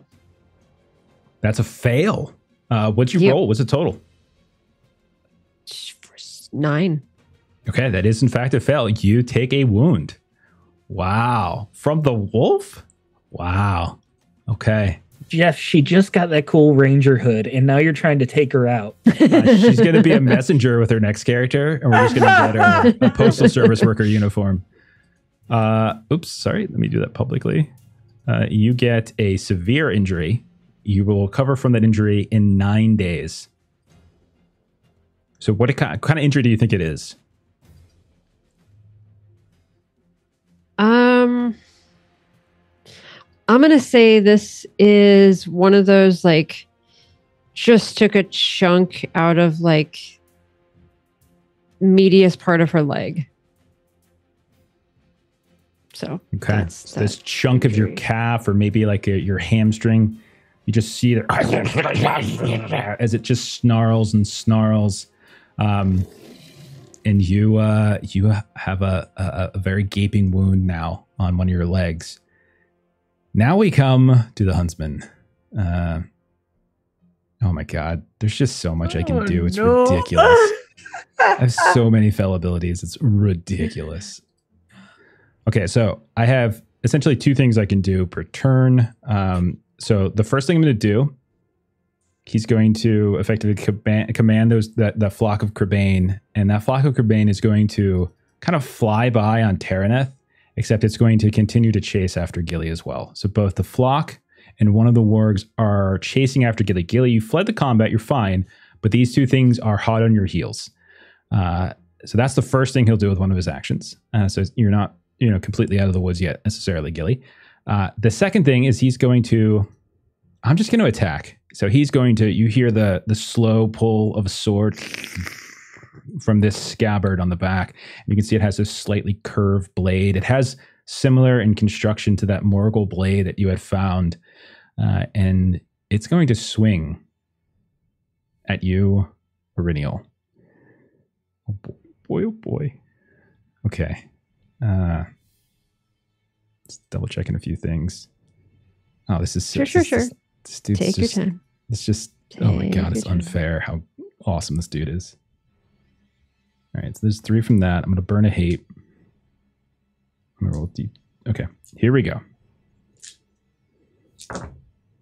Nice Okay. knowing everybody. That's a 19 to hit. How is that? Yes. Okay, 19 hits. Good news is I didn't get any bonus successes, and I only got a 5 on my feat die. So it's actually a fairly modest hit right off the bat, as he only is going to do 5 points of endurance loss to you. That's it. That's his turn for now. I have a lot more things in store. Then Gerwin, as I said, he's like kind of looking around, and he's kind of thinking about getting into the fight. And then I have these 2 archers in the back, and I'm going to say each one is going to take a shot at one of the 2 of you. However, it's going to be fairly difficult to hit you all, but I'm going to try. So first on Terra. God dang it. I rolled a Sauron. I'm sorry, Maitre. That's going to hit with a 22, actually. I rolled disturbingly Oh, well. gosh. Make another one of those protection rolls. And again, you can take more dice if you like to increase your d6s on this. Awesome. Can I take 1, please? Uh-huh. I did take one, by the way, and I still failed, just in case anyone was wondering last time. I got an 18. 18 is plenty. 18 is plenty. You get hit, but you manage at the last second to hear the whistle of the arrow, and you just kind of curve ever so slightly. It catches you in the shoulder, but not necessarily in a place where it's going to cause kind of elongated harm. I rolled a 6 against Iridial. So tale of two cities with those rolls. Okay. End of round. End of round 1, guys. So I would like Floy and Daggett to both roll athletics tests. Survived. Boy, round we're one. running away, right? You guys are trying to flag down the ferry master. Hey. left my keys. Left my keys. I'll take another audience die. I got an extraordinary this time. I failed again. God, you are just 11 so out of slow. 13. Oh my God, you're Oh the my worst. gosh. Floy, what you got? Extraordinary success. Oh my gosh. Okay. Extraordinary success is 3, right? Okay. Yeah. Floy, you have put some significant distance between yourself and Daggett to the point where I will say you have caught up to Gilly, who is fleeing. So you see her making I'm no running the other attempt. way. Yeah. And she's limping because she has an arrow still sticking out of her thigh. Oh, no. And Yeah. Floy, you hear the snarl of this warg, and you see this this cloud moving at intense speed, kind of above, as this flock of birds is sweeping. And then, as you're looking up, when you look back down again at the warg, it is now leaping through the air, charging in a direction at the two of you. So I will say you can attack the warg this turn if you wanted to, Floy. So I'm going to add you to the initiative tracker now. I'm not going to put you on the map, but I'm going to add you to the tracker at least. Okay. Well, I'll put you on the map, but you're not technically here yet. All right, so let's put you guys over there.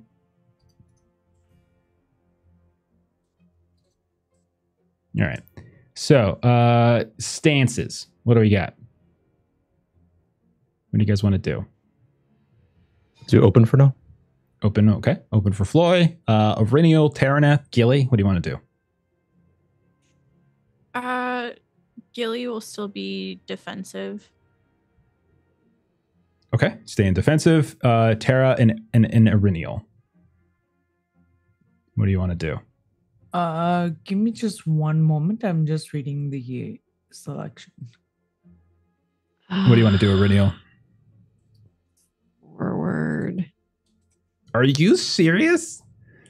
Okay. You should go into forward stance. I don't really want to. With a wound, by the way, just so you know. You do have a wound. Remember, if you get a second wound, that's right. All right. you go down. Can I be in forward as well, or stay in defensive? Absolutely. only I'll stay in one of defensive. us? The only ones that's limited is rearward. All of the melee stances, you can be whatever you like. Okay. I'll In stay in that case, defensive. I'll move Okay. to forward. All right. Can So Daggett come up and like sing us a song or something? Daggett is taking his time. He's I'm out of changing his breath. pants. He's changing his pants. Okay. So forward stance is Taraneth. Taraneth, you are now surrounded by a large wolf, a smaller wolf, and a man dressed in dark armor with sort of these strange kind of circuitous shapes along the temples. I would say because you're a ranger, it bears a not unfamiliar resemblance to some flourishes of old that you might have read about or seen depicted in old tomes of Numenor. It has that kind of flavor to it. That is very unsettling. It is, however, different somehow, darker, as if it's been and kind of shifted and changed in a negative way. So you have 3 targets available to you. What do you want to do? Is there any way, and this is a mechanic question, but is there any way for me to attack more than one target? Or can I only ever attack one target? There are certain bonuses that you can potentially get to a weapon that allow you to cleave, but I don't think your weapon has that. So No, it would just be the one. I'll stick with attacking the big guy then. Okay, the big wolf. You did a hell of a shot to him last time, and you can tell it is that bleeding profusely. You can see the ribs that you stabbed are broken, and it's just pouring blood out. It is not long for this world. Good. I am going to I'm gonna take another swipe at it with my sword, with my spear, pardon me. Okay. And do we have enough for me to have an audience die on this? Yes. I really want to succeed. How many do we have left? 37. You're gonna cutting it close, guys. Yeah, I'm gonna stop. I think you guys are gonna need them all. I'm gonna still stop. might not be enough. This. So I got a 24 total with a 6 on 1. Describe your kill. You that's gonna be enough to kill. Amazing. I'm using a spear, and again, like there's really not a lot of finesse to anything Tara does, and combat's no different. And so she just kind of lifts her spear, and it just kind of drives it with brute force into this thing's neck. And it really shouldn't, and it's not strength so much that does it, but she just kind of happens to know where to sever the windpipe. Just this soft spot beneath the jaw. Yeah. Okay. And as you wrench the spearhead free, it collapses to the ground in a heap. There's now only 2 on you now. Progress. Oh yes. Floy, open stance. You've got a warg on you. Head down, Gilly. Oh, and she ducks. Take my axe from my waistband and just swing it up into the leaping warg. We're practiced at this. It does 7 damage for success. Well, does it hit first? Yeah, I passed my strength. Okay. So it only does 7? Okay. It's still up, actually. Yeah. I just thought you'd one-shot that because Daggett one-shot it. So yeah, no extras, apparently. Okay. All right. It is still up as you just carve through it. It's surprised to see you, in fact, as you see it for a second as it leaps. It kind of skids along the ground as if it was going for the hobbit, but then it sees this dwarf with an axe gleaming in this tiny bit of starlight coming down between the clouds. And you swing out this gush of blood from its side. It turns, its eyes twisted, blood coming down from its jaws as having recently fed. Gilly, do you want to do something here? Yes. Yeah. I'm also hitting it. Okay. Possibly. Hopefully. Okay. Can I just have 2 dice, Mo? Yes.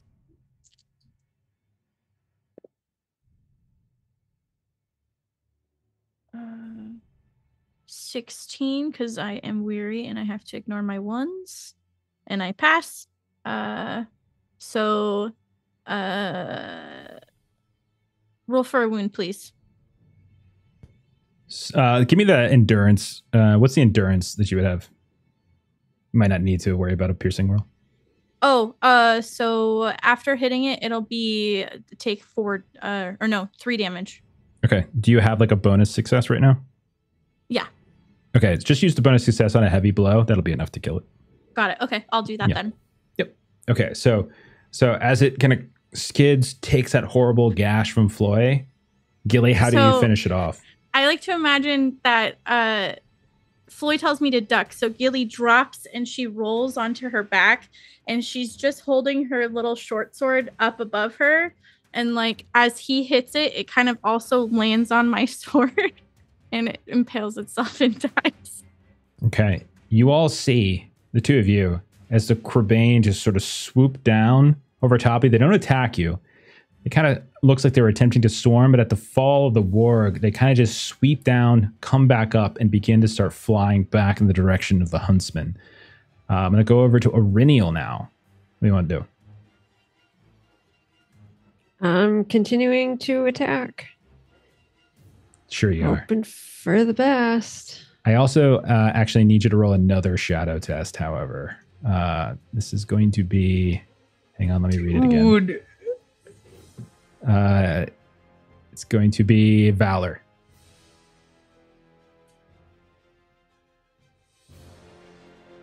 Wait, actually, hang on. Did you fail this initially? Did you fail and become daunted? Yeah. Okay, then yeah, never mind. You don't have to roll it. You already got the worst of it. You're good. Okay. What does daunted do again? You can't spend hope. Oh yeah, that's right. That's fine. All right. Can I spend hope though? Like for her as my fellowship focus? It depends on how you're going to be using it. If you're looking, because I think you can do things like assisting and stuff like that, potentially. But in this case, if she's just looking to use it to, yeah, it's actually really Basically, wouldn't she even. just Yeah, it wouldn't even really. well, hers thing would be like possible and magical success if she had anything. That Right, would exactly. apply. Yeah. All right, Aurinial. Let's go. Come on, it's Nazgul. Take It's you just out. a hit. Just a regular old hit. Yep. No, piercing blow? Nothing extra, and I got a 2 on my d12, so that is not piercing. So that is All right. well, first you got to do your protection. Well, is it piercing? You just Oh no, never mind. okay. So it just took the damage. Okay, 5. 5 points of damage. Okay, I was gonna say 2 sounds way too low. All right, got it. So the sword is moving surprisingly fast. You keep going with these sort of lunges and these thrusts with your sword. I'm just and not it's used to it parrying yet. you. And it's just too. It's also, this guy is alarmingly fast. Like this fence, kind of fencer like fast. The quickness of it all. Okay. That is the end of your turn. We go to my turn. I'll start with Tara. The soldier on you that is closed with that sort of perverse imitation of like Numenor of ye olden times on his helm will swing out at you with a sword. You are in forward stance, which means he gets an extra die on this. Okay. All right, that's going to be 10, 17, 23, 25 to hit with 1 bonus success, but I only get a 2 on the feat die, so it's just going to be endurance loss. It's going to be a total of 10 points of damage. So reduce your endurance by 10 as you just feel, as you had just finished killing the wolf, you just feel a slash down your back. And you look, and behind you, that guy had moved with this snake-like speed around behind you, slashing through your back. The wolf 10 points of endurance. Is that 10 what you point said? endurance loss. Yeah, 10 points. Oh. The wolf No, will you go next. Can, if you want to. You can take the Knockback, yeah. 10, or you can take a knockback if you want to only take 5. Kind of depends on where you're at and if you thought that was a big chunk. But Sometimes with chunks are knockback, bigger. Yeah, your next round is You spent basically standing lose your back next up. action. Yeah. Yeah. I'm not gonna bother. Thank you though. I didn't know that was an option. Thank you. All right. Well, I rolled Gandhi on the wolf die, so that's not going to count. So I got a total of 12 for the wolf. For a 16 to parry. So Okay. So the wolf misses, but you do Thank take the slash from the soldier. Yeah. Yeah. I feel bad because you come into the campaign don't at like this feel bad. incredibly difficult time. Yeah. Don't feel bad. This Aurinial. is great. I'm having a lot of fun. Like Oh, you goodness. can't tell from my almost dead face, but I'm having a ball. Speaking of He's almost smiling dead under all the faces. tears. Yeah. Speaking of And the dead blood. faces, let's see what Aurinial looks like when this wolf kills her. Another Gandhi. That's back-to-back Gandhis. Stop rolling d12s, dumb die. 10 to hit. That's going to be a miss.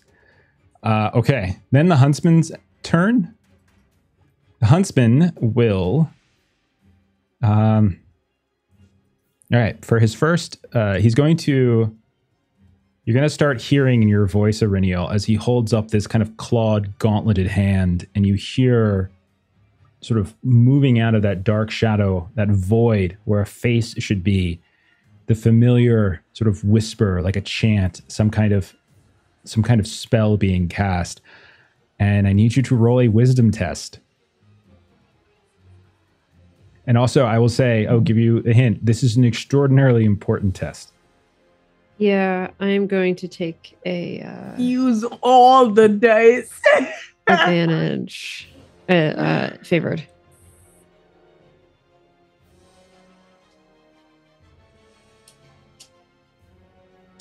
Favored and 4d6s. Hear a lot of dice there in your hands shaking. Oh my gosh. Oh my gosh, good. Oh my gosh, good or oh my gosh, No. bad? Oh God. No. Oh No. no. So it's advantage. So I can ignore the Sauron. But the other d12 is a 1. Oh, fuck. So let me do math. Let me do math. So that's a 1. That's a 6, 7, 8, 9, 10, 13. Under 16. You take 3 points of shadow. And you are ensorcelled by the ring wraith. So She's what? Is that a word? Ensorcelled, yes. So I rules stopped question. at ring race. What happens when your shadow goes over your max hope? Oh God. You didn't take a shadow scar, huh? Let's see, let's pull that up. You're gonna have a bout of madness. It's a bout of madness. I'm gonna need to take a shadow scar. So I'm think one it's away, too but I'm late. just trying to Well, figure actually, it's out. not too late technically. So You have- I have 11. Oh, when and it's my hope above- is 12. So Okay, I'm if you're okay not at your for max right hope, now. you don't take the shadow or the bout of Yeah. madness. But if your shadow goes over your hope, you're miserable. Your max hope, not current hope, max hope. I don't think your shadow can go over your max hope. okay. Like numerically, it can. Like Let's- what happens, like from a game perspective? Because I may Alright. need to like immediately take a shadow scar. All right. Long, do you have it up yet? I'm looking it up in my handouts. Oh, no. Okay. Let's get this right. Some bad stuff's really about to happen, Yeah. actually. So Some really bad right stuff. now, just so everybody knows, my shadow is 11, my hope is 12. So I basically need to figure out if I need to opt into a. Oh, yeah, into yeah, yeah. Okay, something. you're fine. If that's the case, you're fine. I mean, you could take a scar. That's fine. But more importantly, Melissa, a more important thing is actually going to happen. You are ensorcelled by this, as whatever you thought prior was just this sort of chant, this black speech, which maybe you are not fully equipped to sort of understand, or maybe you haven't understood. Suddenly everything comes clear, and it is no longer the whispers that are in some sort of foreign tongue that you can't piece together. Instead, you hear it. You hear, "Follow me, Aureniu, daughter of Numenor, one of the Dunedain. Follow me." And you do. So, you follow the orders for up to a month as you have become ensorcelled. There What? is the potential for another hero to attempt an awe or some other appropriate personality skill with increased difficulty, we'll cover that if the time comes, to try to break that spell's effects. But Aurenial, you have accrued so much shadow, you have been in such close proximity, something in you has broken, and you are the huntsman's. He's very good at training and bringing creatures to heal. Oh, goodness. All right. You're on the winning side, though. Yeah, I know. That's the great news. High five. Fuck off, Long. That was great. Long does that. He just throws out those randomly. With that in mind, the sailors will turn their bows to Terra at this point now, and they will both fire shots at Terra. Oh, goodness me. For those of you who are watching this, this is adapted first edition Ring Wraith into second edition. That's what this Ring Wraith is. Let's see. So that's a 13 to hit. So you said a 16 on your parry, Terra, right? Yeah. First bow shot is a miss. Second shot It's a lot of sixes. That's 20. It's a 22 to hit with 2 6s. That hits. I will burn 1 on a piercing, 1 to increase my feat die to make that a piercing blow. So you're going to take 7 points of endurance loss, and you need to make a protection roll again, as this arrow might get you. Okie dokie. 16 on my protection roll. 16 is enough. This has a 14 injury rating, so no wound for you, but you take the damage.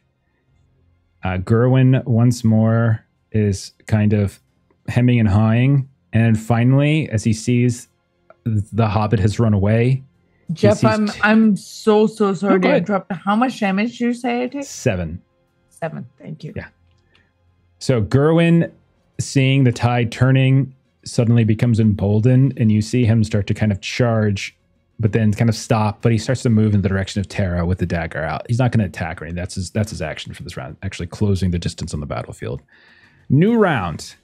Daggett, go ahead and roll an athletics check. Floy and Gilly, what are you two doing? Are we engaged at the moment? No, you've killed the warg. The two of you have killed the warg. The Crabane are flying back, so you are not engaged. You're free to do what you want. I'd like to keep rushing into the sound of battle. Yeah, as Okay. Gilly's. Aureliel has with the huntsman. Okay. Both of you roll an athletics test, and if you are successful, I'll say you can get back into the combat this round. If you are failed, you won't be in this round, or at least you'll have to spend your action on this round to kind of move into position. So if you I pass thought your we were athletics trying to test- get out of the combat, guys. Yeah, we have to go into it Daggett's- first to get out of it. Daggett's at the roadhouse again. Yeah, got a great speaking of which, success. I Is there any more failed. mutton?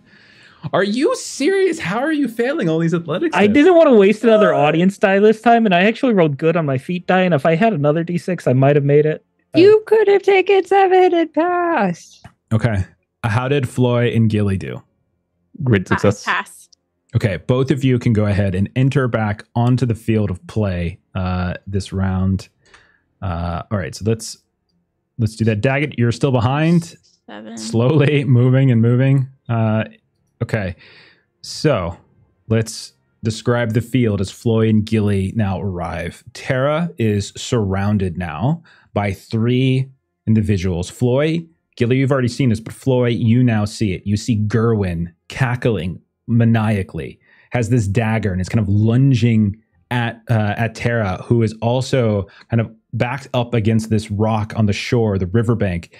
And you can see this wolf is snapping out with its fangs, its blood dripping from its muzzle. And you see this man in this dark armor just kind of swinging away with this long curved sword. You see over by a much larger chunk of stone, which looks to have once been the foundation of a beautiful statue, perhaps a Cardolan prince. You see Aureliel. You see her kind of just swaying for a moment. And you see as she just sort of turns, and her face is just not the face that you remember. You see no joy. You see no hope. You see no determination. Her eyes are hollow. Her face is sort of scrunched up in this face of agony and anger. And you see her staring down at Terra, gripping her sword, and begins to start trudging in the direction of Terra. So for this round, until somebody takes her as a combat task to try to break Aureliel from this ensorcelled moment, we're treating Aureliel as an NPC on my team. So let's do stances. So Floy, Gilly, what do you want to do? Forward for me. Okay, go ahead and adjust. I would like to do the combat task for Aureliel.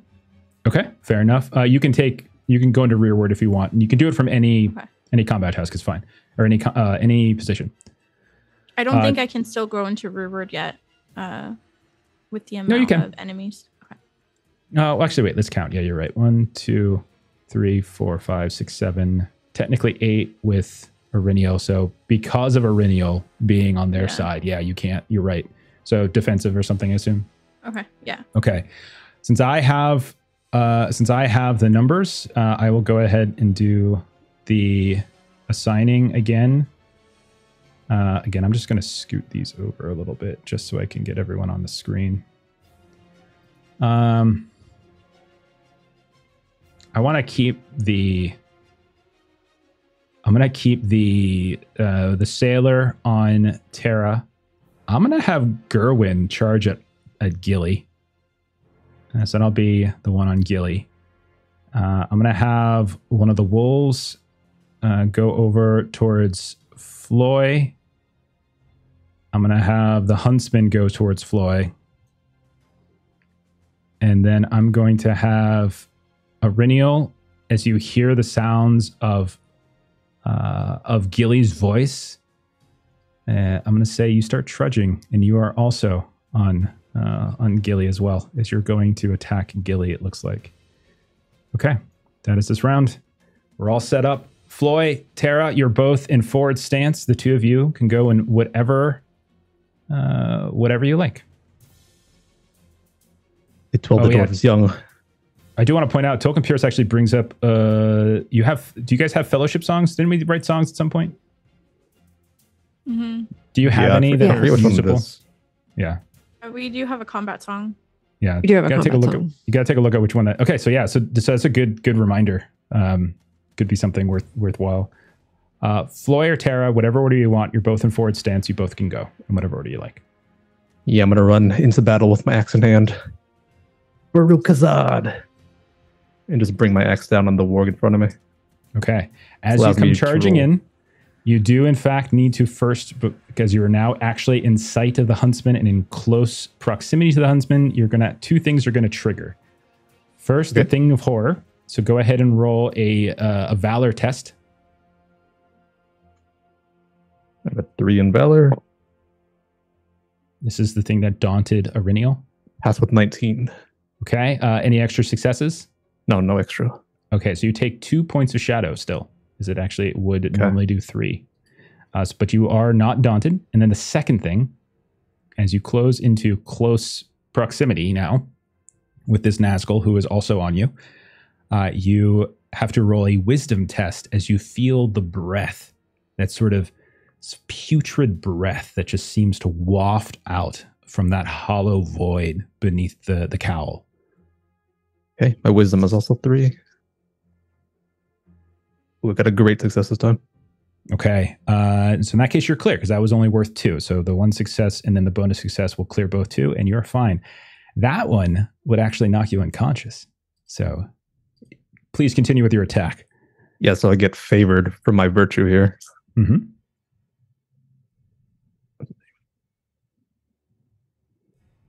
I've turned a ranger. Oh yeah, that's a Gandhi with a great success. Okay, this is on the wolf? Yeah, on the wolf. Okay. I'm going to use a heavy blow. Total damage? For 14 damage. Describe your kill. That's enough. Yeah, just axe in hand, swinging wildly, just swirling it right into the warg, cutting it in half. And it just... But that completes, because I'm wielding Kolbar's cleaver. Oh, that's right. I just killed one of these guys. I can use the other side and swing it into the huntsman here. Hell yes! Yes, you can. Let's see. I'm trying to remember if that's a second roll or we use the same roll. Do you remember? Does it say? I can't remember. We killed foe with weapon. I can immediately attack a secondary one. Yeah, so go ahead and make an attack roll against the huntsman. He does have a parry of 3, so increase your target number accordingly.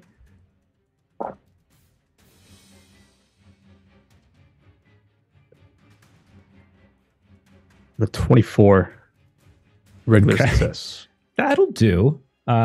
Regular success? Yeah, it's 10. I forget if that pierces. I think it does pierce, right? Any 10 does? Any 10 does, yeah. Yeah. So 10 piercing with 7 damage. Okay, so 10 piercing, 7 damage. So, okay, I'm going to track its damage first. Then I'll do the protection roll. Let me see. Injury 20. I'm just seeing if I have any defensive things before I burn hate.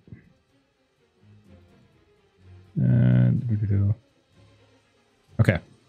So I'm just going to burn hate to get an extra d6 on the roll. I need to hit a 20. Oh, God.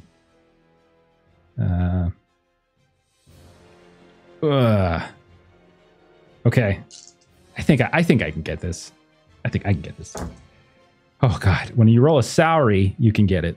11, 15, 16, 21. 21 with a salary. Very Okay. nice. He is not wounded, but you have done damage. Yeah, not only that, the second part of my virtue, I can make an intimidate foe pretty much for free here. Okay. So that's going to be... So go ahead and make the roll, because the quality of your success determines the might level and Right. the amount of people. Oh, that's a failure. I rolled a ones this time. Okay. You hear this cackle come out. You will not intimidate me, dwarf Floy of the halls of Gladrock. He seems to know your name. Tara, you're up.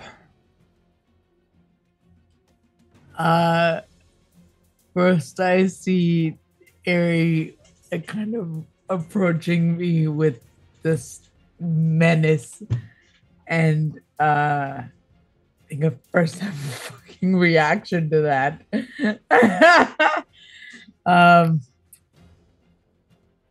And just kind of really have to shake myself back to what's happening around me, because this has taken up all my brain space. But turn around and just swing at I'm gonna swing at the soldier. See if that does anything. Okay, now this guy does have a parry rating, which means add Yeah. 3 to your target number that you're trying to hit. Okay. Okay. Sorry. Give me 1 second. So you're gonna need a 17 to hit now. 18. You hit. Perfect. Do you have any bonus successes? No. Okay. So then what did you roll on the feat die? Did you go 9. 9. Ooh. I don't think your weapon's keened or anything. So or fell. Is it fell or keen? I can't It is Keen. fell. Keen is the sharp one. Okay. So yeah, keen would be the one that would increase your basically your piercing blow range, not fell. So it's just going to do base damage of your weapon. So that's your spear, your great spear, which is 5. Yes. Okay. So you do 5 damage as you whirl around. Your back is bleeding. Go ahead. No, I was looking at the wrong thing. I looked at 4 instead of 5, but you're right, it's 5. Yep. Okay. Then we go into the defensive stances. It's Aurenial and Gilly. Okay. Gilly, I'll let you go first, obviously, because Aurenial is technically bad right now, so you should get to go first. Look at her; she looks like a Sith. Yeah. So I'm gonna try and do like they suggested and do song. So if I could please have 7 dice, Melissa. Sure thing. So I'm gonna take that for favored and then get 2 additional dice.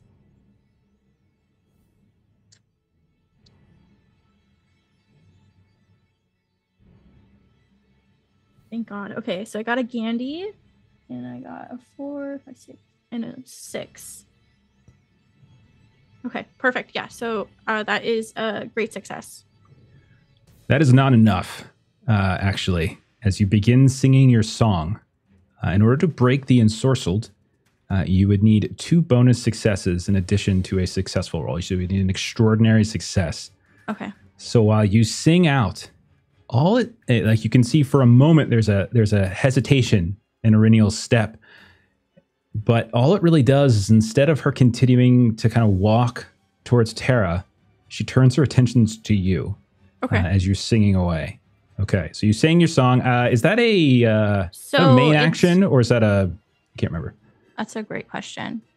It does help with wary. I think Sorry. generally if you're making a skill or combat roll, it's your main action. Yeah. Yeah, I Yeah, agree because with it that. is As a a combat secondary action. task. Singing. Page 123. Thank you, Oh, sir. thank you. So you still have your main action then. So that's a secondary action. You can still make an attack roll if you like, Gilly. Okay, I'm gonna attack Gerwin. Or another combat task if you want. You're in defensive stance. So that would be protect companion if you wanted to try to protect somebody. Was Gilly singing the combat song, or was Gilly trying to pass a skill check for? I think she was singing the combat song is what she was doing. Okay. Yeah. I was fine to use that as a way to break the ensorcel. But it does in fact say you need 2 bonus successes in addition to succeeding. So is it like a quite council where they add up? So she has 2 and she needs 1 more, or she literally needs? No, I need 3. Okay. Oh, Gotcha. wow. Does Cher effect snapping of the Nicolas song Cage. still Snap out of it. apply or no? Okay. I'm sorry, say it again, Gilly. Does the effect of the song still Effect of the song apply? applies. It just doesn't break Aurenial. Aurenial gets no benefit from it. Aurenial doesn't break out of the ensorcel, but everybody else gets the benefit of the song. Absolutely. Okay, Yeah, so the for sure. benefit of the song is you can ignore your weary status. Okay, there you go. So- Floyd, Tara, if you're weary, you can ignore it. I also want to say thank you to Dice Dragons Guild for the raid. We are in a very tense battle in our One Ring campaign as they are facing off against the Nazgul, and it is not going particularly well. No, it's not. Okay, so do you want? So what are you gonna do then, Gilly? Are you got your main action left? I'm gonna. Oh, where are the combat tasks? Can I, like disarm Perennial?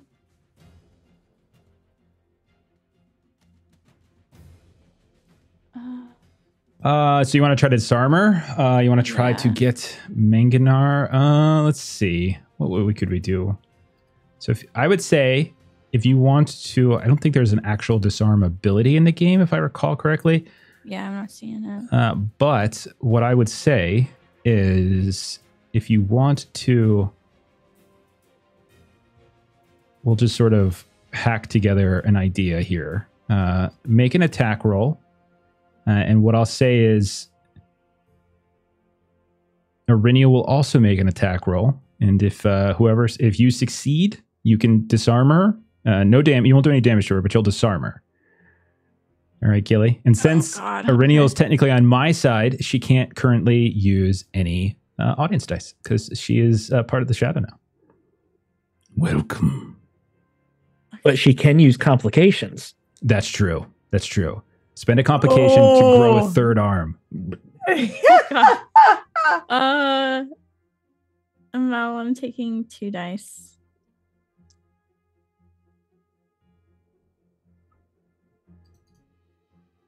Am I currently rolling an attack? Yeah, I'll say yeah. Just go ahead and roll an attack, and we'll just do. I like contested stuff, so let's do a contested because there's no real rule. So like we're just sort of hacking something together. So Gilly, as you lunge out to attack Aurenial, to try to get rid of it. Remember, you are in defensive stance, so make sure you are taking your appropriate penalty for that, Gilly. Yep. I took 2, so I could roll 2. Okay. So I got a just regular success. How'd you do, Aurenial? Continued my bad rolling. So failed. Okay, so Gilly, you lunge out with a sword, is it? It's a short sword, yeah. Okay, and so maybe you take kind of the flat of the blade and you just kind of do this upward swing and you catch her on the underside of her wrist and the Sword of Spirits falls to the ground. She is disarmed. Okay, let's see. That is everybody. So let's go to my turn. Aurenial, could you punch Gilly in the face, please? Go ahead and roll a brawling test. Yes, that would make me very happy. I hope you rolled the Really? way you've been rolling. You also can take a bonus die as you are in an ally with Gerwin at the moment. The 2 of you are beating up on Gilly. Oh no. So this is a brawling. Yeah. Really hope like you roll like So you've this been is- rolling. I mean, I did, and then I got that bonus die, and I rolled a 6 on the bonus dice. Nice. So Nice. now, because otherwise it was going to be a 9, and it would have been a fail, but now it's a 15 and a great success. Oh. Okay. My parry's 18. It's not. Yes, Does that's that true, apply with Aurenial. Technically, yeah. This Okay, is then where it's it's weird. a We don't have rules for 15. PvP, so I would say since we just did a contested. Gilly, go ahead and roll. Go ahead and roll an attack, and to see if you same thing as before. Whoever gets higher. Am I rolling brawling? Oh god. We don't really do a lot of brawling. Because generally for brawling, 15 just wouldn't hit her parry. Yeah. I mean, yeah, that's actually true. I mean, technically you are an NPC right now. Now that I think about it, you are an NPC. So really all you would need to have to do is hit her parry rating, because that's how my NPCs, that's what my NPCs have to do against you. So I guess if that's the case, if 15 does not hit her 18, I'm talking myself into saying that's a miss. But you reach out and you swing at her. Gilly, you do manage to duck underneath it. But Ariniel is actively working against the party now. Okay. All right. Ariniel, what are you doing? Joining the cool kids. All right. And Iriniel just sort of scowls at you. I'm gonna start with Terra as the soldier will continue his attack on you. This black Numenorian will go after you as well. Long sword. You are in forward stance. Extra die for me. It's 12, 14, 17, 18 to hit. That hits. Okay, I'm going to burn both of my extra successes to make this a piercing blow. So go. You're gonna take 5 points of damage by just flat damage from the longsword, and then make a protection roll. I'm at 1 endurance. Oh my god! A wild Daggett needs to appear very quickly. No. He shows up, his I'm pants so are sorry, falling Jeff. down. I'm like all stressed out. Well, can you remind me Yes. what I need to roll? So you roll a d12 and then a number of die equal to your armor, which currently is 2. So your protection, I should say. So 1d12 and 2d6s. Okay. So that is a 13 with a 6 on 1. That probably is not enough. 13 is a fail. You will take an injury. Now, injuries in this game, they're not super specific. We just have a wound severity table. So the severity of your wound is severe. You will recover from it in 10 days. So you have 1 wound. You can still keep going. I thought 9 days was bad. So what do we think the injury is? There's a wounded. So right next to weary, you can hit alt and then wounded, and then it'll pop you up a number of days, and you can add in 10 there.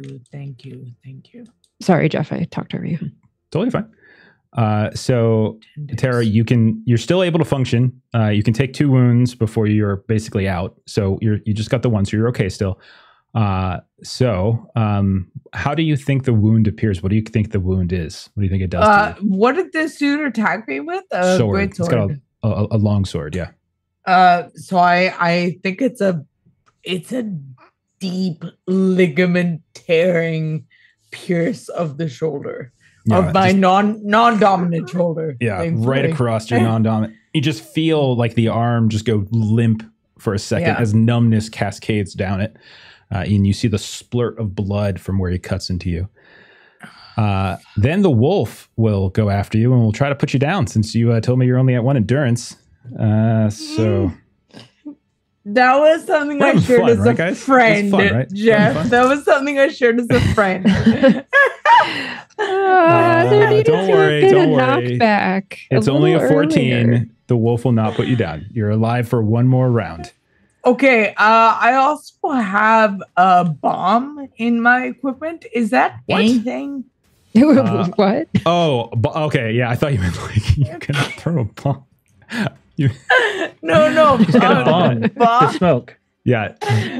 Outside of combat, that would be useful. In combat, not really a thing. It's more for it'll be something where if you survive this, it'll help you with healing rolls to sort of reduce injury or bring someone back from the brink of death.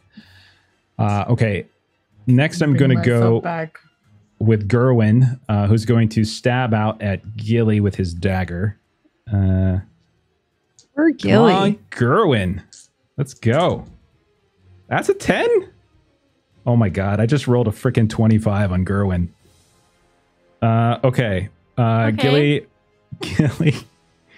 Gilly, take 6 points of damage from the dagger stab, and then make a protection roll. That pierced?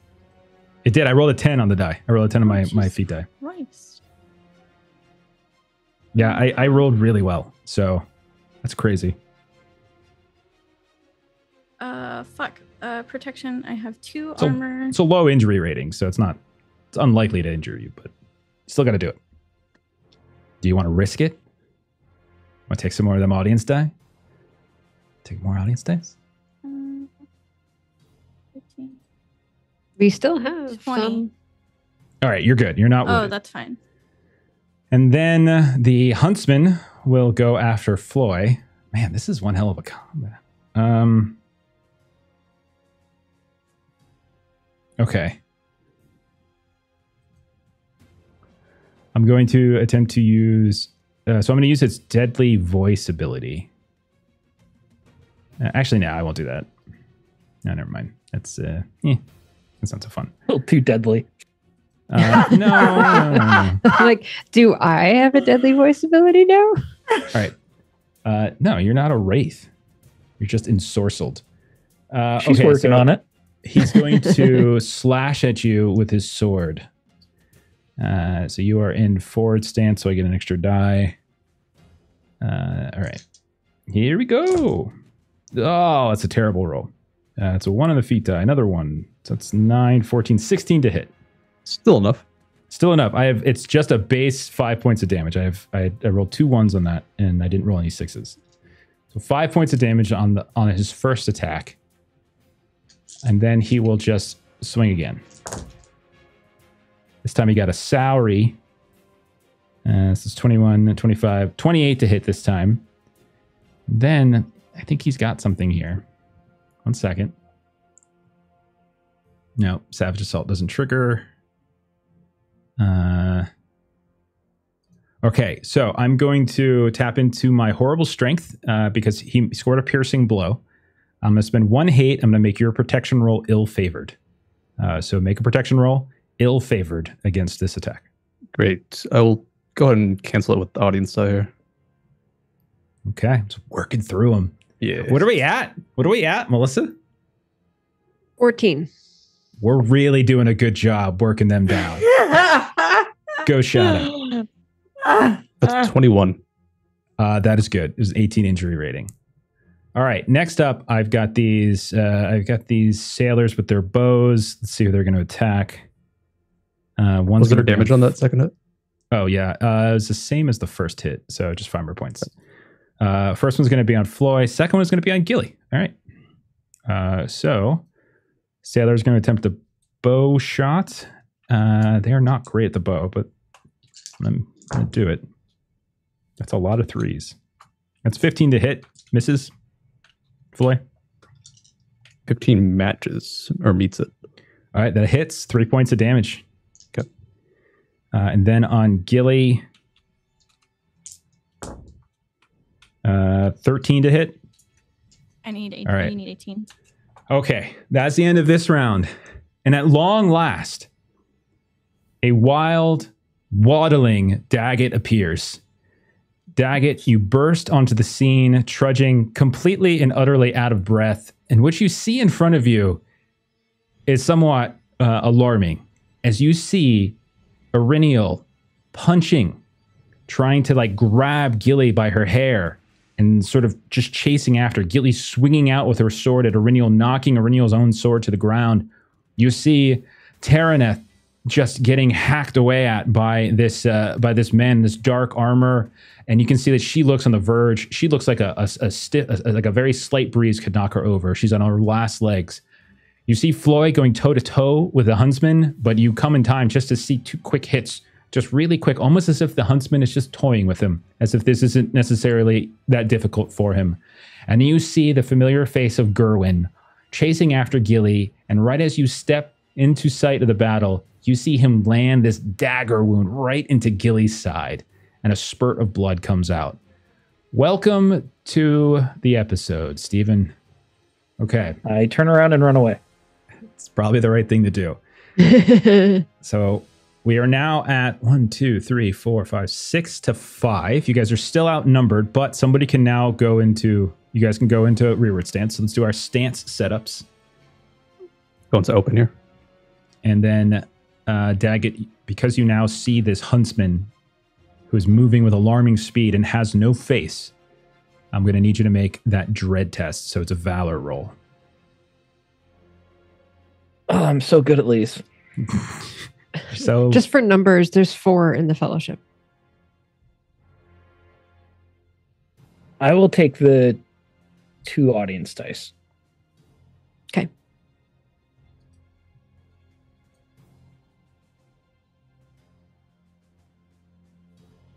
I passed my first roll of the night. any extra successes? No. 2 points of shadow, but you are not daunted. I'm miserable, though. Tara, you're still in forward. Daggett, you're in forward. Okay. Floy, you're in open. Riniel, doesn't really matter just yet. Gilly, you're in rearward. Okay. Yeah. So Gilly, you try to sort of step away. Let's do our... I'm still going to assign as Daggett, you come kind of charging in at this point.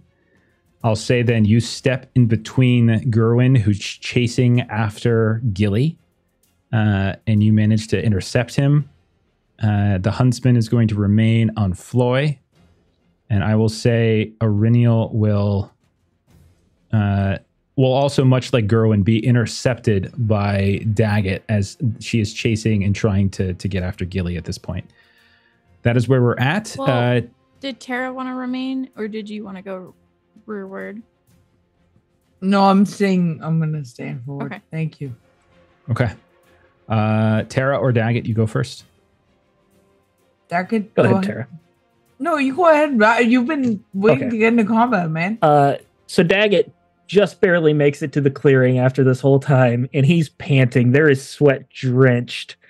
And he sees this fight, and he just kind of like looks down for a moment, then pulls up Block Fung and just starts running. Gilly runs past, and I'm just cleaving into Gerwin. Okay, go for it, man. He does have actually a parry of 1, so increase your target number by 1. How many audience dice do we have? Use them all. 12. I am going to use a lot because I want to get one good hit in before I die. Max is 7 because you can get 5 for favored, and then that's 2 what I'm more going for to do. Yes. All right. So I don't actually have enough dice on me right now, so I'm going to have to reroll a couple of these. Getting +6, I believe. That's a Gandhi. Yay. Well, look at this. You finally get into combat, and suddenly the dice are helping you. Look at that. 3 successes. 3 successes. All right. What's the amount of damage you can do if you made those heavy blows? 6 times 3, 18. Describe how you obliterate Gerwin in one shot with Black. Holy shit. Yeah. So Gilly's running past, and I'm just exhausted and frustrated and angry. And I see that Arenial is out of it. So I'm not even really going to Gerwin. I'm running towards Arenial, and I just slice my axe as I'm running, and Gerwin just falls as I continue past to meet Arenial. And you hear like two drops, like thump thump, as if you essentially bifurcated him. He just kind of slid through, and you hear this last like lingering maniacal cackle, and then he goes quiet as Gerwin is out. He got one good stab in though. One good stab. All right, Gerwin's gone. I wanted to take him out since I first met him. Well, it's now done. All right, Tara, might be your last swing before going down. What do you want to do? Run away. No. Yes. I'm fighting Tide's the turning. service of the shadow. This is my purpose. This is what I was raised to do. Damn right. Did Boromir run away? No. He No. got shot no. like 1,000 times and died. I you know? will be shot 1,000 times and die. That is Damn that is right. what's going I to like happen. Tara. Keep your forked tongue behind This is your the teeth. heroic ranger I've been looking for this whole campaign. This is the vignette that I want like another party of adventurers to stumble upon. Like there's just this woman who's hacked to bits on the ground surrounded by dead wargs. Like that's the vignette that I want another party They to turn stumble around. upon. They're like, "Oh, sorry, we're just gonna go. What's Sorry, this? sorry to interrupt." And with my one endurance point, I'm going to try and We've got a few audience dice left if you want any extra. you know what? I'll take one. 'Cause I want to fucking go down swinging, man. So I'm gonna take an audience dice. You swinging at the soldier, or are you swinging I at am the wolf? swinging at the soldier. The target number will again be 17, as he does have. I got a parry. 20 with 1/6. With 1/6. Okay, what did you roll on the D12? Sorry, 5. 5. Okay, so you're probably best off doing normal damage for your spear, which is 5, and then a heavy blow with your bonus 6 is probably the best thing to do here, which would add. Let's see, what's your strength? Let me click on your sheet. Your strength is 6. 6. It's the smaller number, so you would be doing 11 points of damage. Okay. Which is Sweet. which is an excellent hit. As you, Is a spear a two-handed weapon? it is. It's another great plus spear. 1. A Okay, heavy so blow it's is a- always another extra one if it's a So it's two-handed a weapon. 12 points of damage. So okay. So he is still not Thank dead. you, That's still not Aaron. enough to take him out. But you catch him in the gut with the spear. Fuck yes. But he does the classic, grabs his hand, puts it right on the spear, and he starts And he pulls it off. But fuck, that's my favorite scene in The Lord of the Rings. How Lifting dare it. you use it against me? lifting his longsword, ready to bring it down to take you out, Tara. Okay. God damn it. I love this. Floyd, open stance. You're on the Huntsman. What do you want to do? You're on a freaking Nazgul. What are you doing, man? You saved myself an introduction, so I'll introduce you to my axe. And since Daggett's arrived, feeling a little hopeful, so I'll spend one. Okay. You are not daunted, so you are allowed to do this. Absolutely. Extraordinary success. That a boy. Oh God. Okay. What are we doing? Heavy blows on both will make it 21 damage. Oh, Jesus. You almost got him to 50%. Oh, Okay. Not really. Not really. Okay. What is no piercing blow or anything? no piercing. Okay. He takes 21 points of damage. He takes 21 points of damage as you hack into him and you just hear powerful blow. Strength will fail. You will fail. And with it, Gladrock will fall. The dwarves will come under control of the shadow. And that is how you respond. Gilly, you are next. I would again like to do an hearten roll this time to try and break whatever Reniel's under. I'm going to be spending a hope to enact my distinctive feature of just being true-hearted for 2 extra dice, if that's cool. Okay.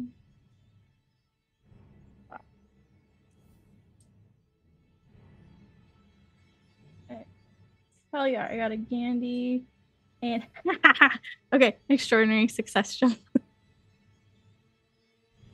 Okay, so what is it you say So that you think reaches a Reniel? Gilly's got Gerwin's like little knife or whatever still shoved in her side, and she rips it out and she turns around and she's reaching back for her bow, and she just kind of like leans forward and she fists her hand and she kind of grabs Reniel's cloak and pulls her down so they're face to face, and she's looking her right in the eye and she just tells her, Reniel, you're better than this. You're better than him. Snap out of it, please. and like kind of smears some of the blood on Aurenial's cheek as she pushes her back to draw her bow.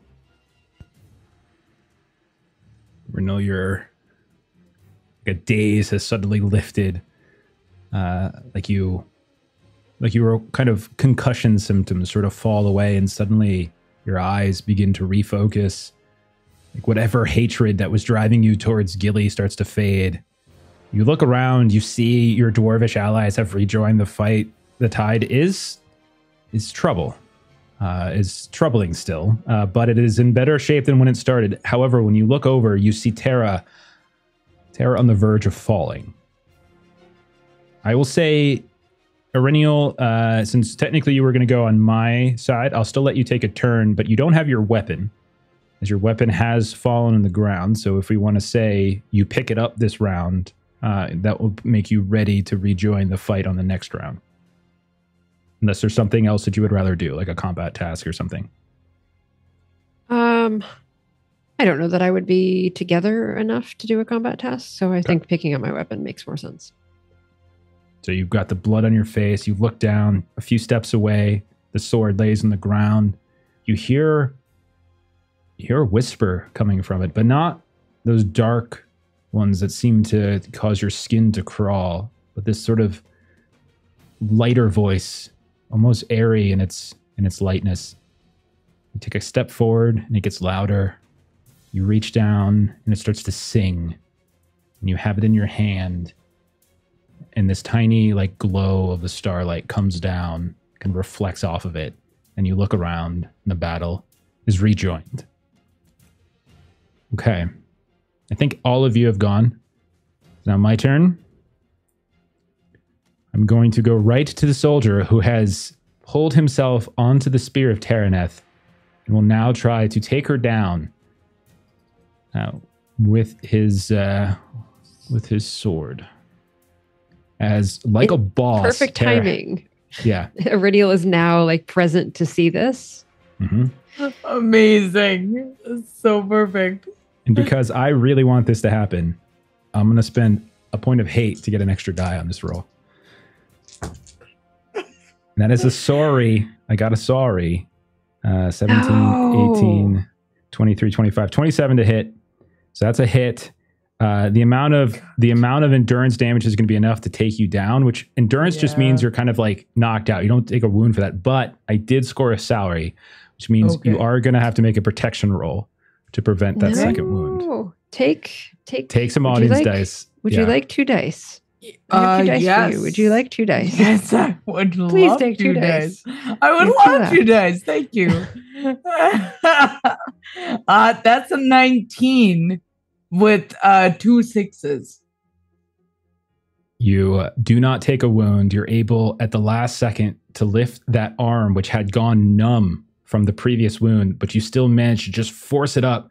His sword comes and hacks deeply into your forearm, nearly wrenching the hand free, but you kind of keep it in place. You wrap your hands around the blade, blood squirts, you fall, but you don't take a second wound. Okay, Terra is down. Not dead, just down and out. The wolf then is going to enact its great leap ability, seeing that you have fallen. Just quick question. Yeah. When you fall, do foes get like an auto hit on you or anything? Like, is that a thing? No, I'm not suggesting the work should auto hit me. No. I'm just asking. if the fight was more one, I might continue, but considering things are starting to turn, the wolf is trained. It's not just a wild creature. Right. I am going to use its great leap ability, and it's going to leap across the battlefield over top of the kind of outstretched long hafted axe of Daggett and land in the face of Gilly. And it's going to attempt, because I can attack anyone in any stance, and that's what I'm going to take advantage of here, as it's going to attack Gilly. And I will do so. Right. Let's see, 6, 10, 15, 20 on the dot. 20 hits. Okay, no extra hits. successes. 3 points of damage, so it's just 3 points. That's it. But there now is a wolf atop you. Next up will Well, be... I've got 4 endurance. If I would have gotten a 6, you wouldn't have any. Oh, I'm so close. All right, the huntsman's going to go next.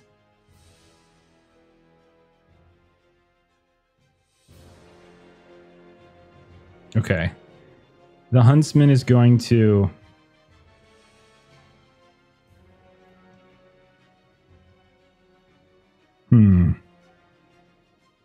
Floy, you passed your daunted. I actually need you to roll a valor test. I forgot to ask you on your turn, but we can do it on his turn. Go ahead and roll another valor test. He's got a thing of horror, so it's a little bit different than thing of terror. This one, basically, even if you pass that first shadow test, you continue to take 1 point of shadow each round until you fail one. So you have to keep making the test each round until you fail. For as long as you stay in battle with it. So go ahead and make another valor test. 18. Yeah, that's my heart. 17. Okay, you're good. You're fine. All right, so he's going to... I'm going to swing at you. So I'll say that'll be his first action. You're an open, so no bonus. It's not great, but let's see. 9, 13, 15, 17 to hit. Yeah, it's enough. Okay, 17 to hit. I don't have any bonuses to it, so it's just 5 points of damage. Then Daggett's here. So I think he's going to look over and he's going to see another dwarf has entered into the battle. And he's going to reach out with his clawed hand. And I'm going to spend a hate to invoke dreadful spells. Go ahead and roll a wisdom test, Daggett. Oh, I thought you were going to say valor. I'm good at wisdom. He says... I say that. I'm going to fail. Dwarves will join the cause. Great success. Okay, you are not ensorcelled, as he tries to do to you what he did to Iriniel. However, since it's only a great success, you will take 1 point of shadow. So that's the one downside. And that is his turn. I'm about to have a bout of madness, guys, just so you know. Okay. And Take then a shadow scar. I know. That we're both going to have to take bouts of madness, I think. Okay, I have four targets, and I have two people who can shoot bows this round. We're going to have to redo targets next round. First one's going to target... 1, 2, 3 is going to target Iriniel, as you have now turned again. Second one is going to target Gilly. Okay. So Iriniel, we'll just keep you in defensive as that's what you've been in. That's fine. All right, so it's going to fire. So one of these sailors that's on the pier is going to fire at you. That's a miss. That's a 9. And then the other one is going to fire at Gilly. Get an extra one for that. Or not an extra one, but I get back. That is a 11. Probably no good, right? Okay, so you hear the clank of the arrow off the platform of the statue next to you. New round. Okay, so let's take a look at this again as we have to sort of reevaluate now. We've got 5 on 5. So things have changed. So because we have 5 on 5, well, technically Terraneth is actually not in the fight, so it's 5v4. Sorry, I'm still ahead. Sorry, guys. She's down. So I still get to do the assignments. All right, go ahead and pick your stances. Man, this has been Forward. nuts. Forward. Keep the open. Renio, what do you want to be in?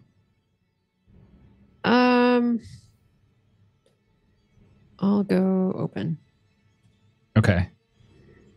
And then Gilly, I imagine you're going to remain in rearward as best you can. Mm-hmm. Okay. All right. So the huntsman will stay on Floy. I'm going to say this wolf, at least for the start of this round, is going, as you continue to try to scramble away, Gilly will turn its attention to Daggett. Iriniel, one of these sailors is going to charge in at you. And so we'll say that's and then the soldier that just killed Tara and has her spear still through its gullet is going to turn and go for you as well, Iriniel. And that will be assignments. Forward stance, Daggett, you are up. You got a wolf on you, man. You got a warg. Okay, does taking a shadow scar require an action? No. Can you do that in combat? Yeah, you do it at any point. Okay, I'm going to do that, and I'll decide what the scar will actually be after combat. Hopefully Fair I take enough. a hit here to make it thematic. Yeah, So I then want everything this is warg. ill-favored while you're in a bout of madness. I'm not in a bout of madness yet. Yeah, I he's was just about to taking go a into He's taking a shadow scar. scar. So I'm taking the shadow scar. To avoid a bout of Um, madness is why he's doing this now. How many audience dice do we have? Not many. 2. I wore Oh, like one? wore all of that stuff down. You had so many, and I wore through them all. I feel Sorry, like I've accomplished You something started at No. 68. I'm not They are there to miserable be anymore, used. so I'll spend a hope and I'll take an audience die. Okay. Just one. Okay. All right, so that gives me 1 for forward, my 2 bonus dice there, 3 for my skill.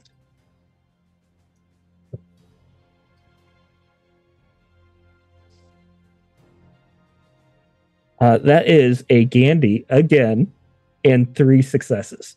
3 Oh my sixes. gosh. My My dice are on fire, Jeff. That's why I'm putting the it- wolf in front of you. I don't want you on the huntsman. It'd be 6 times 4, so 24. 24. Describe your kill.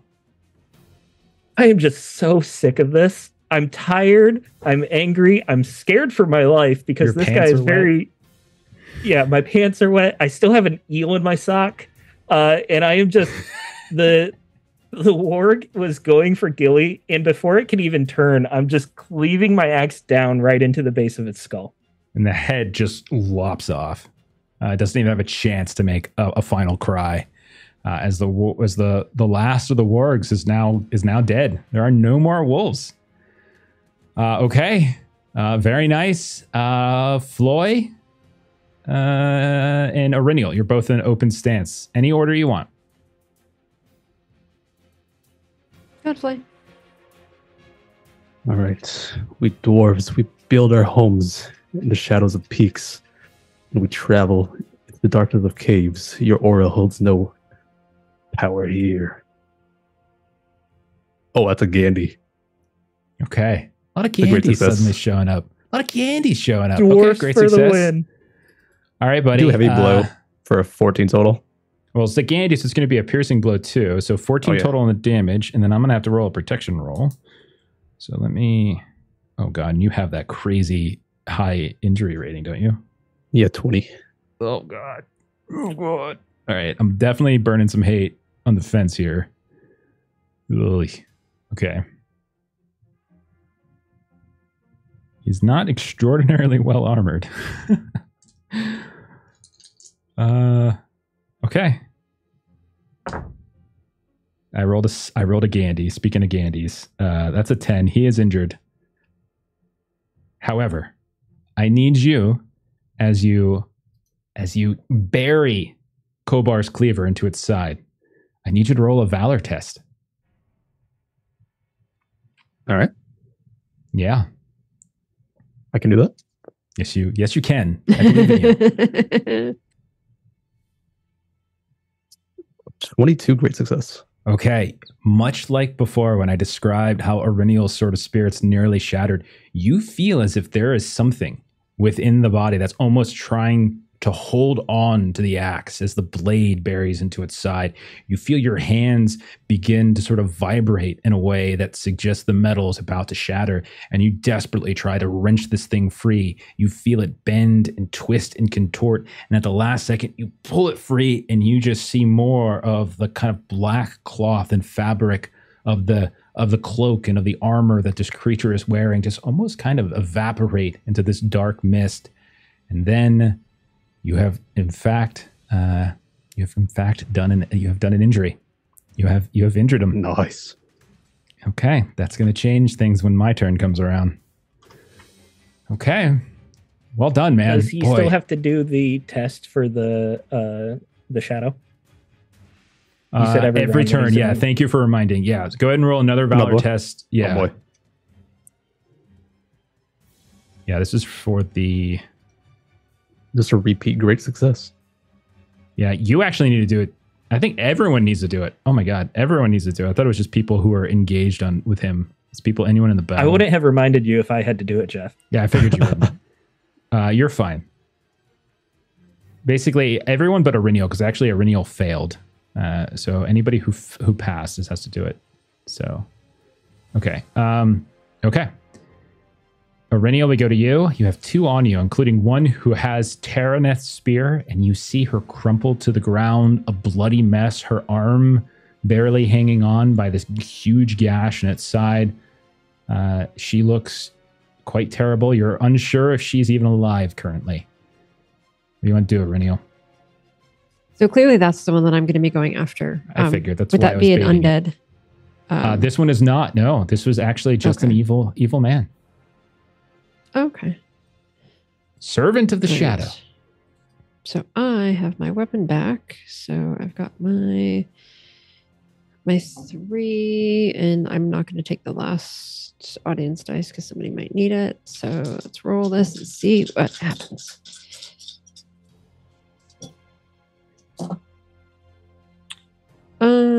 That is just a regular old success. So that's let's see, 9. It's a 17. Does a 17 hit actually? He's got +3 to parry, actually.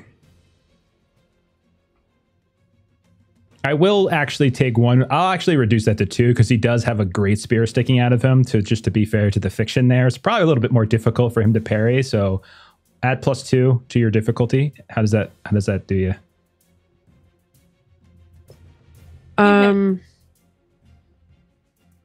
What am I comparing it against? Sorry. Your strength target number.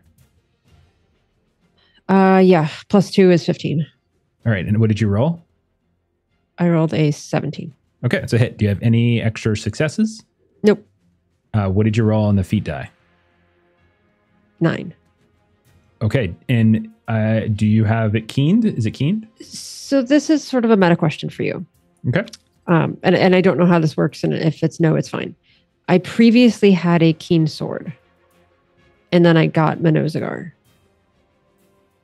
So I had spent an upgrade previously to get keened on my sword. Yeah. What that means is you don't transfer keen. You transfer like the open bonus slot, which means that's right. Yeah. That's so like you freely got foe slaying, or you freely got superior grievous. You do have superior grievous, so you do add +1 to its damage rating. So it's not a bane creature. Yeah. Okay. So yeah, it's just your damage. 6 damage. Yeah. See what he's got. Actually, I think that's enough. Describe your kill. Okay, so Auriniel is finally free of whatever, and she doesn't have time to deal with whatever it was that was. So she's just sort of using her senses, and she sees Tara's weapon in the hands of this man. And so she kind of at the moment can't deal with the fact that she felt this shadow of hatred toward Gilly, which just doesn't even remotely make sense, that she can't deal with that right now. So she just sees this weapon, and she basically just goes after with her sword the appendage that's wielding Tara's weapon. And so she basically just like takes his arm completely off. Okay. His arm comes off. You see like this horrific spurt of blood. He falls awkwardly. The tangle of the impaled spear and his own lack of limbs to break his fall, and he collapses. You still have 1 on you, but you take them down, and you all have radically turned the fight. Gilly, you're up. I'm going to shoot at the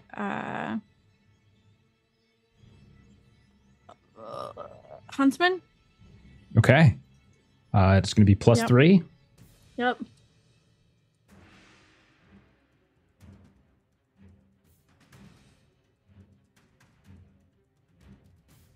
And when you're done, also roll that valor test that everyone should be rolling. I rolled the valor test when you said 2, and I got just a regular success. So I took. That's all you need. Adding the 2 shadow. Oh, okay. Oh no. Oh, each okay. Only the first time is for 3. All the successive times is just for 1. Got it. Okay. I got a 9 on my 12 with 2 6s. Two so I'd like to use sixes. 1 to make you roll for an injury. Okay, and so you did hit. Okay. All right. I'll burn some hate. All right. All right, that is a good 9.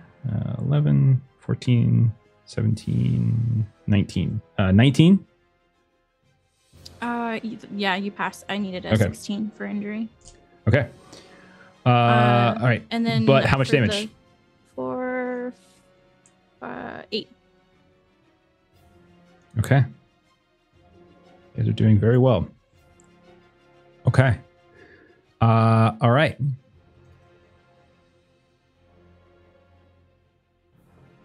Oh man. Things are different now. Okay.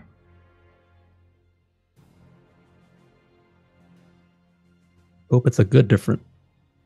Depends on who you're Surrenders. rooting for. Okay.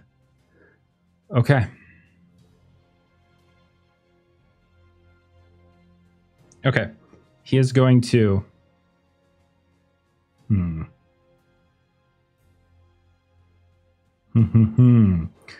Okay. He is going to attempt to flee, in fact. Okay.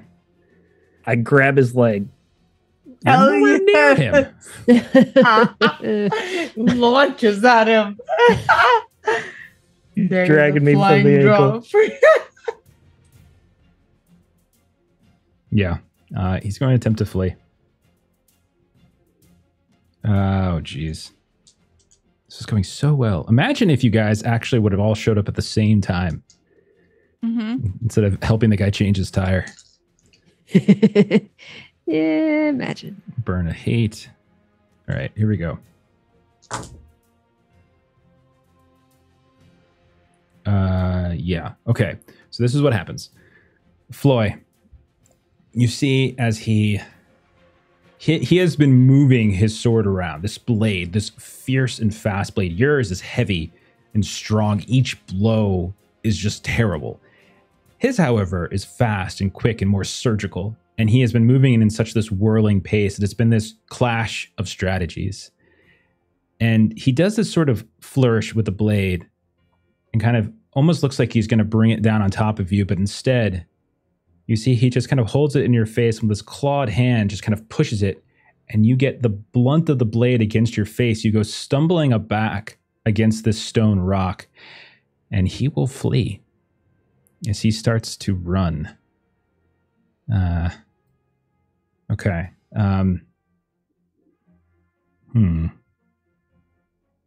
He's going to, yeah, I think he's going to flee onto the boat at this point. So he's gonna, you see him we just. don't have any opportunity attacks on, right? Or no? No, there's no such thing in wondering. Okay. So plus he rolled. He got very much enough to hit floor if I wanted.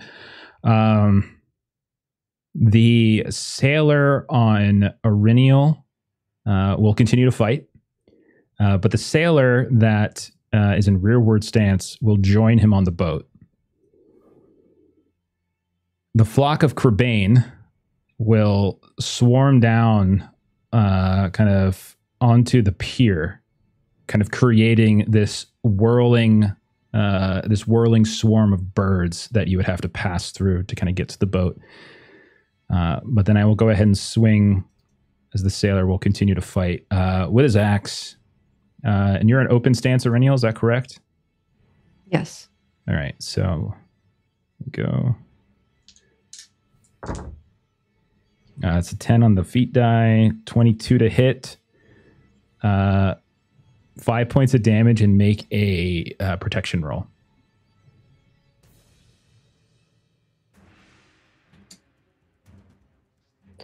Let's see. Don't do very well with protection rolls. Injury rating of 18 is what you need to hit here. Yeah, I'd have to roll perfect. Go for it. You might do it. I don't really have much in the way of stuff. I did get a Gandy, but I did not get a 6. Okay. You take your second wound, actually. Oh, no. Reniel, right? You took one before, I think, with 9. As we made that joke, Tara took one that was even longer. So this is your second wound. Oh, shit. Yeah. So you will be dying, not currently, but you fall, and you will be on the verge of dying. Another 9, same one, shit. more 9 days. As they charged in, sort of essentially blocking the escape of the huntsman. And as you tear down one of them, you turn around a little slow, as your wound is probably making you just not your reaction time's not exactly what you want. And you see this like horizontal swing of this axe with this curved handle, and it just catches you right across the chest, just underneath the neck, just barely missing your throat. It was that close to just making your head just kind of lean back and the blood spill. But it's nonetheless enough to take you down as you fall. Okay. So here's where we're at then, as we begin a new round. And this will be the last round, and then we will call it for the night. So the huntsman and one of the others has fled onto the ship. There is a flock of these birds whirling around, covering the escape of the huntsman. All of the wargs are dead. Others have died as well. One more of these sailors stands in the way. You're not sure whether they're going to fight or not. Both Tara and Iriniel have fallen. And you can see both of them are in terrible, terrible states. So I'll turn it to you all. Floy, Gilly, Daggett. You are the 3 that are in. What do you want to do here? I'm fine letting him run. Forward stance and charge through this last sailor. Okay. Yeah. Take out the All right. sailor. Okay. So I'm going to say, if that's the case, we'll say this is going to happen. We'll just describe it. So as Floy and Daggett, you converge on this final sailor that's standing over top of Iriniel's body. And you can see that there's certain insignias like on some of Iriniel's gear. And then there's others that is on the gear of this person that you can tell has some distant similar DNA, right? You can tell that there's this sort of perverse mutation of it all. But they're standing over top of Iriniel. The body of 2 Dunedain, of 2 Rangers of the North lay on the ground. And the 2 of you close in. Describe how the 2 of you take this sailor out. As we move in, Daggett would say to Floy, "You go high, I go low." And then I would just swing at the sailor's legs. Swinging the stop side. So Daggett, you swing through, you catch the leg. They kind of have to sort of lean down as this leg almost buckles to the point where their head and their torso become at perfect height for Floy, who takes Kobar's cleaver and just right vertically, right into the mouth, right down the center, and the sailor falls. The next few moments, we see the flock of birds just rip off of the pier and begin disappearing into the night as we watch as the boat now sails away. We will end it there. We will pick up next time in the immediate aftermath, dealing with healing rolls for Iriniel and for Taraneth, and all of the various consequences that are now going to follow, as that is the end of tonight's session. Oh my gosh. Oh my gosh. Oh. If that healing roll doesn't succeed, Iriniel will It's die. true. Iriniel is not out of the woods. I'm reading the rules right now. Your combat's not too bad when you send your underlings to go in first. Yeah, I mean, fun. seriously, the dwarves came in like crazy. It just like took over. It's like, oh, this is easy. This guy's not so bad. I rolled Are 2 we- candies in a row. We're having Oh such a my problem God. with this. I don't understand. This is Yeah. so weird. You God, guys they're are so being so useless. dramatic. Oh goodness. All right. All right. Well, that was intense. I wasn't when I populated Tharbad with various like scenarios and adventures, I wasn't sure if like you were gonna get into, like I've hinted at this guy multiple times throughout, so I wasn't sure if you're gonna go after him, straight ahead or not, because there's other things you could have done too. And then when you followed it last session, I'm like, I think we might have a Nazgul fight. So I was very excited. And then when you So split the good. party to start the fight, I'm like, oh god, this is gonna be so bad. This is gonna be so bad. But Yeah, this I was didn't a pull punches. wildly fun session. This was so I thought much for fun. sure that they would never actually start the fight. They would watch from the shadows and the trees. That's what I thought we were gonna do. We were just Dude, gonna. I thought we observe were for a gonna while. die. So, I yeah. still kind of Yeah, I think the we're problem gonna- was that it's like wargs who sniffed us out. The So like wargs, it wasn't really absolutely. the option Yeah. to just Taraneth Yeah. rolled the stealth test for everybody, and it was not high enough. It was and they all downhill from there. and Sorry, guys. So like and then you split your Gilly ran, and so you could have potentially ran, and then the fight could have perhaps happened somewhere else where I don't have a map. So I appreciate the two of you staying the map I had ready. So anyhow, but yeah, we'll see how it goes. That was a rough night, and now you have to walk back to Tharbad because you don't have a boat. So, also all right, carrying Iriniel's dead body. Potentially. You just With got your wet cloak, socks, too. which is even worse. I know. Just got your cloak. Well, as your first Holy taste shit. of wandering combat there, Maitra, what'd you think? I really enjoyed it. I'm sorry I don't know the rules as well as That's fine. We We took you forget to them like half the the high time. dive diving board, and we just like kicked you off. We were like, I that's the have best fun, way. girl. I learned by doing, so it's perfect. Perfect. I'm Oh, not goodness. clear on the unconscious dying rule, so I'll try to I got it. memorize We're myself good. before next session. Okay, sweet. it will be Yeah, fine. we're used to it. Yeah. Awesome. Okay. All right. Let's just close the plugs and get on out of here. Start with Maitra. Tell us where we can find you on the internet. I am apart from here, I'm on YouTube sometimes, and I make system agnostic or multi-system games, if that's how you want to refer to them. Videos about games. Pardon me. I'm sorry. I'm very stressed out about this combat still, and I really enjoyed it. Like I don't want my being stressed out to come across as like something negative. It's really not. I had That's a fine. fucking ball. And yeah. My plays games if you want to watch it. Perfect. There is a link in the chat if you're watching Twitch right now. Otherwise, if you're watching this later on YouTube, check the show notes. I have links to everyone's stuff. Then for us, the next time you're going to see us is on Monday, as we are back to Horror on the Orient Express, playing our Call of Cthulhu game. Melissa and I are in that, along with a bunch of our buddies from Grim and Perilous and from Defenders, and our good buddy Jeremy as well. Then Tuesday, Steven, what are we doing? We're playing some more Forbidden Lands. Jeff will be there. Melissa will be there. Aaron and Kipser are playing too. They're exploring a new town, and they're not liking it so far. So we'll see how long they actually stay in this new town. Not even a little bit. There is going to be cats. It's going to be infecting everybody with all sorts of nasty stuff. I'm convinced of it.